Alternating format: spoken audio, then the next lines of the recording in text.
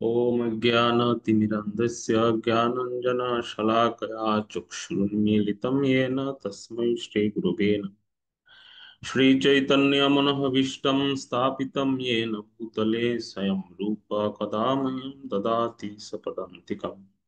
वन्देऽहं श्रीगुरो श्रीयुतपदकमलं श्रीगुरून् विष्णवांश्च श्रीरूपं सग्रजातं सहगण रघुनाथन्वितं तं सजीवं साद्वैतं सावधूतं परिजनसहितं कृष्णचैतन्यदेवं श्रीराधा कृष्णपादान् सहगण ललिता श्रीविशाखान्वितांश्च नमो विष्णुपदाय कृष्णपृष्ठाय भूतले श्रीमते भक्तिवेदांत स्वामिनीति नामिनि नमस्ते सारस्वती देवे गौरवाणी प्रचारिणि निर्विशेष शून्यवादी पाश्चात्य देशतारिणि वंचाकल्पतरुभ्यश्च कृपा सिन्धुभ्येव च पतितानं पावनेभ्यो वैष्णवेभ्यो नमो नमो महावदन्याय कृष्ण प्रेम प्रदायते कृष्णाय कृष्ण चैतन्य नाम्नि गौरतिशे नमः। हे कृष्ण करुणा सिंधो दीनबंधो जगत्पते गोपेश गोपिका कांत राधा कांत नमस्तुते तप्त कांचन गौरंगी राधे वृंदावनेश्वरी ऋषभानुसुते देवी प्रणमामि हरिप्रिये जय श्री कृष्ण चैतन्य प्रभु नित्यानंद श्री अद्वैत गदाधर श्रीवासादि गौर भक्त वृंद हरे कृष्णा कृष्णा कृष्णा हरे हरे हरे राम राम राम हरे हरे ओम नमो भगवते वासुदेवाय। ओम नमो भगवते वासुदेवाय। ओम नमो भगवते वासुदेवाय। नारायणं नमस्कृत्यं नरं चैव नरोत्तमं देवीं सरस्वतीं व्यासं ततो जयमुदीरये नष्टप्रायेष भद्रेषु नित्यं भागवत सेवया भागवतमुत्तमं श्लोके भुक्तिर्भवति नैष्टिकी मूकं करोति वाचालं पङ्गुं लङ्घयते गिरिं यत्कृपातमहं वन्दे श्रीगुरुं दीनतारिणं श्रीचैतन्येश्वरं परमानन्दमाधवं नमो विष्णुपदाय कृष्णप्रेष्ठाय भूतले श्रीमते जयपताका स्वामिन्निति नामिनि नमो आचार्यपदाय निताय कृपदायिने गौरकथा दामोदाय नगरग्रामः हरे कृष्ण। সাপ্তাহিক অনলাইন শ্রীমদ্ ভাগবতম পাঠচক্র ক্লাসে উপস্থিত সমস্ত ভক্তমণ্ডলীর শ্রীচরণ কমল বন্দনা করছি এবং সবাইকে সুস্বাগতম জানাই আমাদের আজকের শ্রীমদ্ ভাগবতের দ্বিতীয় স্কন্দের প্রথম অধ্যায়ের শ্লোক নবম নবম শ্লোক থেকে আমরা অধ্যয়ন করছি। তো আপনারা যথারীতি ক্লাস রিভিউ শুনেছেন, আমরা পূর্ববর্তী ক্লাসে কি আলোচনা করেছিলাম সে বিষয়টা আপনারা শুনছিলেন। যেখানে শ্রীল সুখদেব গোস্বামী পাদ তিনি পরীক্ষিত মহারাজের যে প্রশ্ন ছিল সেই প্রশ্নের প্রশংসা করছিলেন এবং পরীক্ষিত মহারাজ তিনি আমাদের প্রত্যেকের জন্য যে বিশেষ প্রশ্নটি করেছেন, আমাদের প্রত্যেকের মঙ্গলার্থে তিনি যে আমাদের হয়ে যে প্রশ্নটি করেছিলেন সুখদেব গোস্বামী পাদকে, সেই প্রশ্নের আহ গুরুত্ব কতটুকু সেই প্রসঙ্গে বলতে গিয়েই শ্রীল সুখদেব গোস্বামী পাদ তিনি বিভিন্ন বিষয়ে এখানে তিনি অবতারণা ঘটিয়েছেন। যেমন একটা বিষয় আপনারা শুনেছিলেন যে শ্রীল সুখদেব গোস্বামী পাদ তিনি ওনার নিজের জীবনের ইতিহাস সেটি বলছিলেন পরীক্ষিত মহারাজকে। অনেক সময় দেখা যায় বক্তা তিনি নিজের জীবনের কিছু অভিজ্ঞতা বা উপলব্ধিও শেয়ার করেন শ্রোতার সঙ্গে, এখান থেকেও শ্রোতা অনেক কিছু শিখতে পান, অনেক কিছু শিখেন। যদিও আমরা এখানে দেখতে পাই যে আসলে সুখদেব গোস্বামী পরীক্ষিত মহারাজের থেকে বয়সে ছোট ছিলেন, অনেক ছোট, কিন্তু আমরা ভাবতে পারি না এরকম যে উনারা উনার আর এমন কি অভিজ্ঞতা থাকতে পারে ওনার জীবনে। উনার তো এখনো তেমন বয়সী হয়নি, কি দেখেছেন তিনি বা কি উপলব্ধি করেছিলেন তিনি। কিন্তু দেখুন, এখানে তিনি ওনার নিজের জীবনের ইতিহাসটা বলছেন বা এই অভিজ্ঞতাটা উনি শেয়ার করছিলেন, সেটা হচ্ছে পরীক্ষিত মহারাজের কল্যাণার্থে। পরীক্ষিত মহারাজ এমনটা যদিও পরীক্ষিত মহারাজ ভাবছিলেন না, তথাপি এটা হচ্ছে বক্তা শ্রোতার মধ্যে একটা যে সম্পর্ক, সেই সম্পর্কটাই এখানে আমাদেরকে শিক্ষা দেওয়া হচ্ছে। আমরা পূর্ববর্তী ক্লাসে আলোচনা করেছি যে বক্তার বয়সটা মুখ্য নয়, ওনার জ্ঞানটা হচ্ছে মুখ্য বিষয়। তো আর এই ভাগবত একজন ব্যক্তিকে সবচেয়ে প্রবীণ, একজন নবীন ব্যক্তিকেও সবচেয়ে প্রবীণ করে তুলতে পারেন, এবং তাকে সর্বোচ্চ অভিজ্ঞতা দান করতে পারেন, যেটা হয়তো একজন মানুষ সারা জীবন ধরে জীবনযাপন করার পরও যে অভিজ্ঞতা প্রাপ্ত হন না, ভাগবত সেই অভিজ্ঞতা দান করতে পারে, ভাগবতের সেই শক্তি আছে। তো যখন এভাবে সুখদেব গোস্বামীপাদ তিনি উনার নিজের জীবনের ইতিহাস সংক্ষেপে বলছিলেন পরীক্ষিত মহারাজকে, তখন পরীক্ষিত মহারাজের মনে একটি গৌণ প্রশ্ন এসেছিল। সেই গৌণ প্রশ্নটি কি? সেই গৌণ প্রশ্ন হচ্ছে যে, হে প্রভু, আপনি কি তাহলে প্রথম দিকে এই নির্গুণ ব্রহ্মের আরাধক ছিলেন, বা নির্গুণ ব্রহ্মের আরাধনা করেছিলেন? এটা, এই প্রশ্নটা ওনার মনে জেগেছিল সে সময়। বা আপনি কিভাবে এই নির্গুণ ব্রহ্মের আরাধনা ছেড়ে এই সগুণ ব্রহ্মের আরাধনায় যুক্ত হয়েছিলেন, এটা কিভাবে হয়েছিল? উত্তরে ছিল সুখদেব গোস্বাইপাদ, তিনি বর্ণনা করবেন 9 নম্বর শ্লোক থেকে। তো আমরা সর্বপ্রথমে 9 নম্বর শ্লোকে যাই, সকলে আমরা 9 নম্বর শ্লোকে যাই, কি বলা হচ্ছে আমরা দেখি।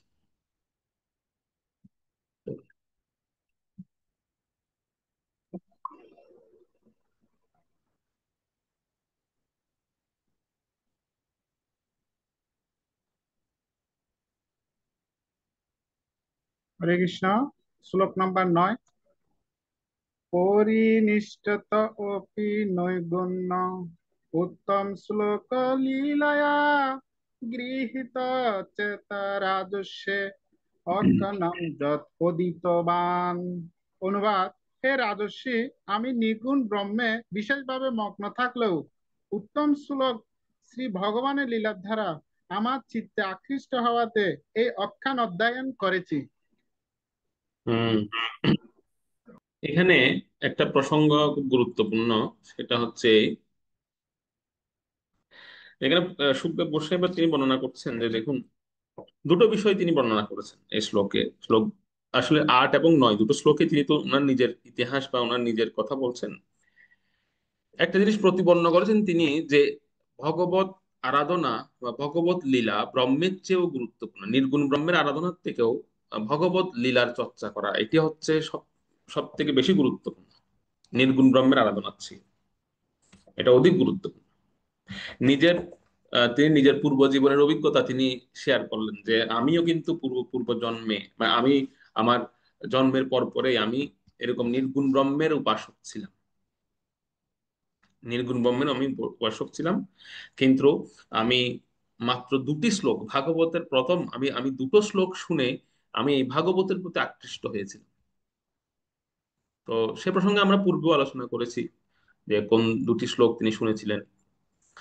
প্রথম শ্লোকটা ছিল যে পুতনা অহবকিম ইয়ম স্তন কালকূটম, যে পুতনা সে রাক্ষসের ভগিনী, সেই পুতনা তিনি ভগবানকে স্তনে বিষ মাখিয়ে পান করতে এসেছিলেন, কিন্তু ভগবান সেই পুতনাকে তিনি মাতৃপদ দান করেছিলেন শিশু। এই শ্লোকটা শুনে সুখদেব গোস্বাইপাদ তিনি মানে আরো শুনতে চাইলেন যে এত বড় দয়ালু, কম বা দয়ালু শরণম ব্রজে, যে এমন কে দয়ালু হতে পারে যিনি তার আহ, তার হত্যাকারীকে তিনি মাতৃপদ দান করেছিলেন। তো এটা শুনে সুখদেব গোস্বাইপাদ তিনি সেই কাটুরিয়াদেরকে তিনি বলছিলেন যে আরো বলো, আরো বলো, শুনতে চাচ্ছিলেন। তখন কাটুরিয়ারা দ্বিতীয় শ্লোকটি বলেছিলেন, ভগবানের স্বরূপ বর্ণনা করেছিলেন। বর্হাপীরম নটবর বপু কর্ণয় কর্ণিকারম বিপ্রদ্বাসম কনক কোপিশম বৈজয়ন্তীম চমালম রন্ধ্রান বেণুরদর সুদয় পূরয়ম গোপ বৃন্দৈ বৃন্দারণ্যম স্বপদরমণম প্রাবিশদ গীত কীর্তি। যে হে সুখদেব বসু, অর্থ কিন্তু ওনারা কেউ জানেন না, শুধু শিখে নিয়েছিলেন, ব্যাসদেব শিখিয়ে দিয়েছিলেন দুটো শ্লোক, যে দুটো শ্লোক গিয়ে সেই বালকটিকে তোমরা বলবে। দ্বিতীয় নম্বর শ্লোকটি যখন শুনলেন সুখদেব গোস্বামীপাদ, তখন তিনি ভগবানের স্বরূপ শ্রবণ করে তিনি এতটাই আকৃষ্ট হয়েছিলেন যে এত সুন্দর ব্যক্তি থাকতে পারে এই জগতে, বা ভগবানের স্বরূপ এত সুন্দর হতে পারেন। বরহা পীরাম নটবরব, তিনি পীতবসন পরিহিত, রন্ধ্রান বেণু অধর সুতোয়, উনার উনার অধরে তিনি বেন উদাহরণ করে সেখানে তিনি ফুৎকার দিচ্ছিলেন, সেখানে তিনি বাজাচ্ছিলেন সেই বাঁশি। এবং তিনি কি করছিলেন? তিনি বৃন্দারণ্যম স্বপদরমণম, তিনি তা নিজ স্বপদে বৃন্দাবনের ভূমিতে বিচরণ করছিলেন। এটা শুনে তিনি তখন বলেন যে আমি আরো শুনতে চাই, আরো শুনতে চাই। তখন সে কাটুরিয়ারা বলছেন যে আমাদের আমাদের ভান্ডে এতটুকুই ছিল, আমরা এই দুটো শ্লোকে শিখেছি, আমরা এর থেকে আর বেশি কিছু জানি না। যদি শুনতে চাও তাহলে ওই যে একটা কুটির দেখতে পাচ্ছ, সেই কুটিরে একটা বৃদ্ধ লোক আছে, সেখানে গিয়ে শোনো। তো তিনি নির্গুণ ব্রহ্মের আরাধনা ছেড়ে তিনি সগুণ ব্রহ্মে এসেছিলেন, কিন্তু এই ভাগবতকে আশ্রয় করে, ভাগবতের মাত্র দুটো শ্লোক শুনে নির্গুণ উপাসক উপাসক থেকে তিনি সগুণ আরাধনার প্রতি আকৃষ্ট হয়েছিলেন, ভগবত আরাধনার প্রতি আকৃষ্ট হয়েছিলেন। আসলে নির্গুণ ব্রহ্ম আরাধনায় কোনো রস নেই, এবং এর কোনো পরিপূর্ণতাও আসে না সেখান থেকে। একমাত্র পরিপূর্ণতা আসে কিন্তু সগুণ আরাধনা বা ভগবান আরাধনায়। আমি গতকালকে একটা লীলা, মানে একটা কাহিনী বলছিলাম সমসাময়িক সময়ের, যে আপনারা অনেকেই হয়তো সেটা শুনেছেন, যে আপনারা অনেকেই জানেন যে লোকনাথ ব্রহ্মচারীর নাম আপনারা অনেকে শুনেছেন। তিনি একজন প্রসিদ্ধ মহাযোগী, লোকনাথ ব্রহ্মচারী, মানে সিদ্ধ মহাত্মা উনি, অনেক উচ্চ কোটির একজন যোগী তিনি। তো উনি এরকম, ওনার কাছে একবার কিছু ব্যক্তিরা এসে ওনাকে বলছিলেন, যারা হচ্ছে নির্গুণ উপাসক, ওনারা এসে বলছিলেন যে বাবা, আপনি তো বর্তমানে এই সনাতন ধর্মের অনেক বড় একজন উচ্চ যোগী, মহাযোগী। তখন কিন্তু ওনার অনেক বয়স, প্রায় 150 বছর বয়স ওনার। তো আপনি তো অনেক বড় একজন মহান যোগী, আপনি একটা কাজ করুন, আপনি এই নির্গুণ ব্রহ্মের প্রচার করুন সব জায়গায়। আপনি আপনি ঘোষণা করে দিলেই হবে যে ভগবত উপলব্ধি একমাত্র নির্গুণ ব্রহ্মের মাধ্যমে সম্ভব। মানে নির্গুণ যারা যারা ব্রহ্মবাদী আর কি, যাদেরকে ব্রহ্মবাদী বলা হতো, ওনারা এসে ওনাকে রিকোয়েস্ট করলেন যে আপনি একটা ধর্মসভায় গিয়ে আপনি ওখানে ঘোষণা করুন যে নির্গুণ ব্রহ্মই হচ্ছে একমাত্র আরাধ্য। তো তখন লোকনাথ ব্রহ্মচারী ওনাদেরকে অনেকক্ষণ বোঝালেন যে দেখো বাবা, বেদে বলা হচ্ছে যে শৃণ্বন্ত বিশ্বে অমৃতস্য পুত্রা, তাই ইয়ে ধামানি দিব্যানি তস্তু, বেদাহমেতম পুরুষম মহান্তম, আদিত্য বর্ণম তমস পরস্তা।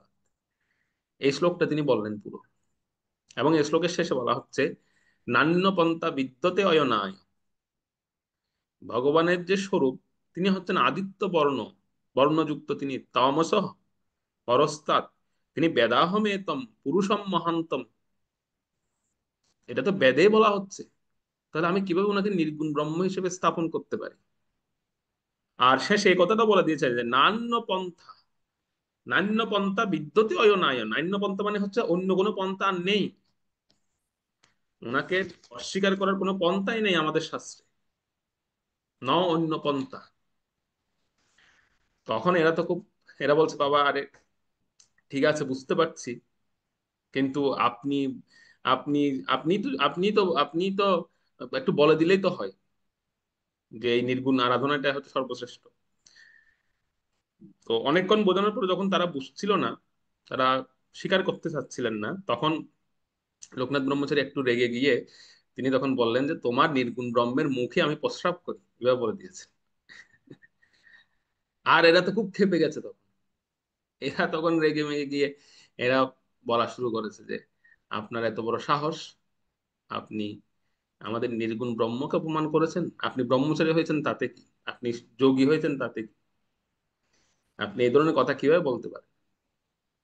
তো যখন এরা একদম প্রত্যেকে, এরা তখন তো খুব শান্ত মূর্তিতে ছিল, এখন একদম রেগে মেগে গিয়ে সবাই লাঠি হাতে উঠেছে বাবাকে মারার জন্য। তো যেই লাঠি হাতে আঘাত করতে যাবেন তখন লোকনাথ ব্রহ্মচারী বলছেন দাঁড়াও, আগে আমি কি বলেছি? আমি বলেছি আমি তোমাদের নির্গুণ ব্রহ্মের মুখে প্রস্রাব করি। তো তোমরা যদি মনে করো যে নির্গুণ ব্রহ্মের কোনো আকারেই নেই, কোনো অস্তিত্বই নেই, তাহলে ওনার মুখ আসলো কোত্থেকে? তার মানে তোমরাই স্বীকার করে নিলে যে নির্গুণ ব্রহ্মের মুখ আছে, এটা তোমরাই স্বীকার করে নিলে শেষ পর্যন্ত। কারণ ওনার যদি মুখেই না থাকে, উনি যদি নিরাকারই হন, ওনার যদি মুখ না থাকে, তাহলে আমি যে বলেছি সেটা তো মিথ্যা, সেটা তো সত্য নয়। কিন্তু তোমরা রেগে যাচ্ছ মানে তার মানে ওনার মুখ আছে। তখন তারা বুঝতে পারলেন, তখন প্রত্যেকে আবার ওনার কাছে ক্ষমা চাইলেন, তাদের ভুল স্বীকার করলেন। এই কথাটা সুখদেব গোস্বাইপাদ তিনি পরীক্ষিত মহারাজকে বলছিলেন যে এই নির্গুণ আরাধনায় প্রকৃতপক্ষে কোনো রস নেই। এখনো আপনারা দেখবেন ভারতবর্ষে গেলে আপনারা অনেক জায়গায় যেখানে অনেক এরকম নির্গুণ আরাধনাকারী ব্যক্তিরা এখন ভাগবত কথা বলছেন, ভাগবতকে গ্রহণ করছেন, ভাগবতের রসাস্বাদন করছেন। তাই পরিপূর্ণতাটা আসবে হচ্ছে এই ভগবত লীলা কথায়, ভগবানের অস্তিত্বে বিশ্বাস করায়। তবে এক্ষেত্রে যে জিনিসটা দরকার হবে, এই আসক্তিটা আমাদের আসবে কিভাবে বা পরিপূর্ণতা আসবে কিভাবে, তার জন্য যে বিষয়টা প্রয়োজন, দ্বিতীয় বিষয়টা সেটা হচ্ছে শ্রবণ। শ্রবণ আসক্তি দরকার, প্রচুর পরিমাণে শ্রবণ আসক্তি দরকার। শ্রবণ আসক্তি থেকে কি আসবে? শ্রবণ আসক্তি থেকে আসবে অধ্যয়ন ভালো হবে তার। যার শ্রবণে আসক্তি আছে তার অধ্যয়নটা ভালো হবে, আর শ্রবণ পরিপূর্ণ হবে তখন। অধ্যয়ন যদি ভালো হয় তখন শ্রবণ পরিপূর্ণ হবে তার। আর এইভাবে এই ধরনের শ্রবণের ফল কি, বা এই ধরনের শ্রবণের রেজাল্টটা কি হবে, সেই রেজাল্টটা বলা হচ্ছে 10 নম্বর শ্লোকে। আমরা একটু 10 নম্বর শ্লোকে যাই, 10 নম্বর শ্লোকটা পড়ব।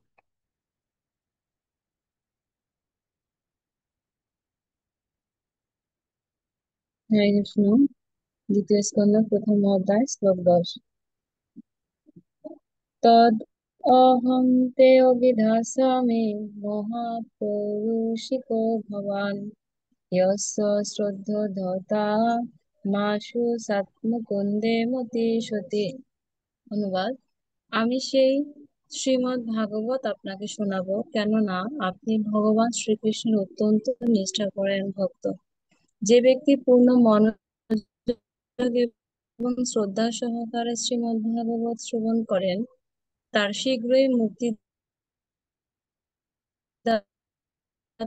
ভগবান মুকুন্দের অতি উৎপন্ন। তো শ্রীমদ্ ভাগবত শ্রবণের শোনার সর্বোত্তম যোগ্যতাটা কি যদি প্রশ্ন করা হয়, শ্রীমদ্ ভাগবত শ্রবণের সর্বোত্তম যোগ্যতা হচ্ছে, প্রথম যোগ্যতাটা হচ্ছে পরমেশ্বর ভগবান শ্রীকৃষ্ণের অত্যন্ত নিষ্ঠাপরায়ণ ভক্ত হতে হবে। এটা হচ্ছে প্রথম যোগ্যতা শ্রীমদ্ ভাগবত শ্রবণের। পরমেশ্বর ভগবান শ্রীকৃষ্ণের অত্যন্ত নিষ্ঠাপরায়ণ ভক্ত, এই নিষ্ঠাটা আসবে কিভাবে, এই নিষ্ঠার এই নিষ্ঠার আগমন ঘটবে কিভাবে, অথবা এই নিষ্ঠা পরায়ণ মানে কি, এই নিষ্ঠা পরায়ণ কিভাবে হবে, বা এর পরিমাপ করা যাবে কিভাবে যে আমার মধ্যে কতটুকু নিষ্ঠা আসছে। সেটা দুটো বিষয় বিষয় দেখলে এটা পরিমাপ করা যাবে যে আমার মধ্যে নিষ্ঠা এসেছে কিনা। শ্রবণের সময় দুটো বিষয় লক্ষণীয়, একটা হচ্ছে কি, প্রথমটা হচ্ছে পূর্ণ মনোযোগ, শ্রবণে আমার পূর্ণ মনোযোগ আছে কিনা এক। দ্বিতীয় হচ্ছে শ্রদ্ধা আছে কিনা। যদি শ্রবণ করার সময় পূর্ণ মনোযোগ আমরা দেখতে না পাই, পূর্ণ মনোযোগ না থাকে, তাহলে বুঝতে হবে আমার শ্রবণটা পরিপূর্ণ নয়। অথবা যদি দেখা যায় শ্রবণের সময় আমার শ্রদ্ধা নেই, অনেকটা বাধ্য হয়ে শুনছি, তাহলেও বুঝতে হবে যে আমার শ্রবণটা পরিপূর্ণ নয়, আমার মধ্যে নিষ্ঠা নেই, প্রকৃত শ্রবণ হচ্ছে না। পূর্ণ মনোযোগ এবং শ্রদ্ধা এই দুটো একত্রিত হলেই সেখানে বুঝতে হবে যে এখন আমার মধ্যে নিষ্ঠা এসেছে, বা আমি নিষ্ঠাযুক্ত ভাবে শ্রবণ করছি। তাৎপর্যের প্রথম অংশ থেকে একটু পড়বেন, শ্রীমদ্ ভাগবত সর্বজন বিদিত, ওখান থেকে একজন পড়বেন। হরে কৃষ্ণ। শ্রীমদ্ ভাগবত সর্বজন বিদিত বৈদিক জ্ঞান, এবং এই জ্ঞান লাভ করতে হয় অবরহ পন্থায় বা গুরু শিষ্য পরম্পরার ধারায়। ভৌতিক জ্ঞানের উন্নতির জন্য ব্যক্তিগত ক্ষমতা এবং গবেষণার প্রবণতার প্রয়োজন হয়, কিন্তু পারমার্থিক জ্ঞান লাভে পূর্ণ প্রগতি নির্ভর করে সদ্গুরুর কৃপার উপর। শ্রী গুরুদেব যখন শিষ্যের প্রতি সন্তুষ্ট হন, তখনই কেবল আধ্যাত্মিক বিজ্ঞানের বিদ্যার্থীর কাছে সেই জ্ঞান আপনা থেকে প্রকাশিত হয়। কিন্তু তা বলে এই প্রক্রিয়াটিকে কোন রকম জাদু বা ভেলকিবাজি বলে ভুল করা উচিত নয়।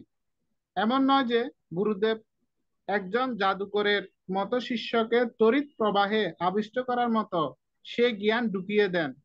সদ্গুরু বৈদিক জ্ঞানের ভিত্তিতে তার শিষ্যের কাছে সবকিছু বিশ্লেষণ করেন। শিষ্য তার বুদ্ধিমত্তার দ্বারা সে জ্ঞান লাভ করেন না, তা তিনি লাভ করেন বিনম্র প্রশ্ন এবং সেবার মাধ্যমে। ঠিক আছে, ঠিক আছে। তো এখানে একটা জিনিস বলা হয়েছে, দেখুন, যে জিনিসটা যে একজন একজন শ্রোতার মনোভাবটা কি থাকবে। একজন শ্রোতার মনোভাব থাকবে হচ্ছে তিনি পরীক্ষিত মহারাজের মতো পূর্ণ মনোযোগ, শ্রদ্ধা, পরিপ্রশ্ন এবং সেবা। এই এই গুণাবলীগুলো ওনার মধ্যে থাকবে, একজন শ্রোতার মধ্যে থাকবে। আর একজন বক্তার মধ্যে থাকবে হচ্ছে কিরকম সুখদেব গোস্বামী পাদের মতো মনোভাব থাকবে। কিন্তু বর্তমানে এমন হয়ে গেছে যে আমরা বক্তাকে মনে করি মানে উনি একজন অনেক বড় জাদুকর, বা উনি অনেক সিদ্ধি রিদ্ধি জানেন। তো ওনার যদি ওনার চরণের একটু কিছু পাওয়া যায় বা ওনার কাছ থেকে কিছু পাওয়া যায়, তাহলে মনে হয় আমার একটু লাভ হবে, ব্যবসায় উন্নতি হবে। বর্তমানে আমরা মানে সাধুদেরকে বিচার করি এইভাবে, মানে উনি উনি অনেক সিদ্ধির অধিকারী, বা ওনার মধ্যে অনেক অলৌকিক সিদ্ধি থাকতে হবে, উনি জাদু দেখাতে হবে, উনি বাতাসের মধ্যে জিনিস উৎপন্ন করতে হবে। এগুলোকে আমরা মনে করি এরা হচ্ছে প্রকৃত অর্থে সাধু। যেমন একবার একজন মহারাজ, উনি অনেক বড় সিদ্ধ যোগী, মানে সিদ্ধ, উনি অনেক অনেক অনেকজন বড় ব্যক্তিত্ব, উনি অনেক সিদ্ধি লাভ করেছেন ওনার সাধনায়। তো উনি সচরাচর মৌন হয়ে থাকতেন, বেশি কথাবার্তা বলতেন না। তো একবার একজন ব্যক্তি ওনার আশ্রমে এসে তিনি মানে খুব কান্নাকাটি করছিলেন। একজন ভক্ত, মানে সে ভক্তটা কান্নাকাটি করছিলেন এই জন্য যে সে খুব দরিদ্র, তার দারিদ্রতার কারণে সে ওই আশ্রমে এসে খুব কান্নাকাটি করছে, এবং হাতে একটা বিষের বোতল রেখেছে। তো সে বলছিল যে আমি, ভগবান আমাকে চোখ তুলে তাকাচ্ছে না, আমি আর আমার এই জীবন রাখতে চাই না, আমি আর এই দারিদ্রতা সহ্য করতে পারছি না, তো আমি মরেই যাব, এই বিষ খেয়ে আমি মরে যাব। আসলে সত্যিকার অর্থে ওর দারিদ্র ছিল সে।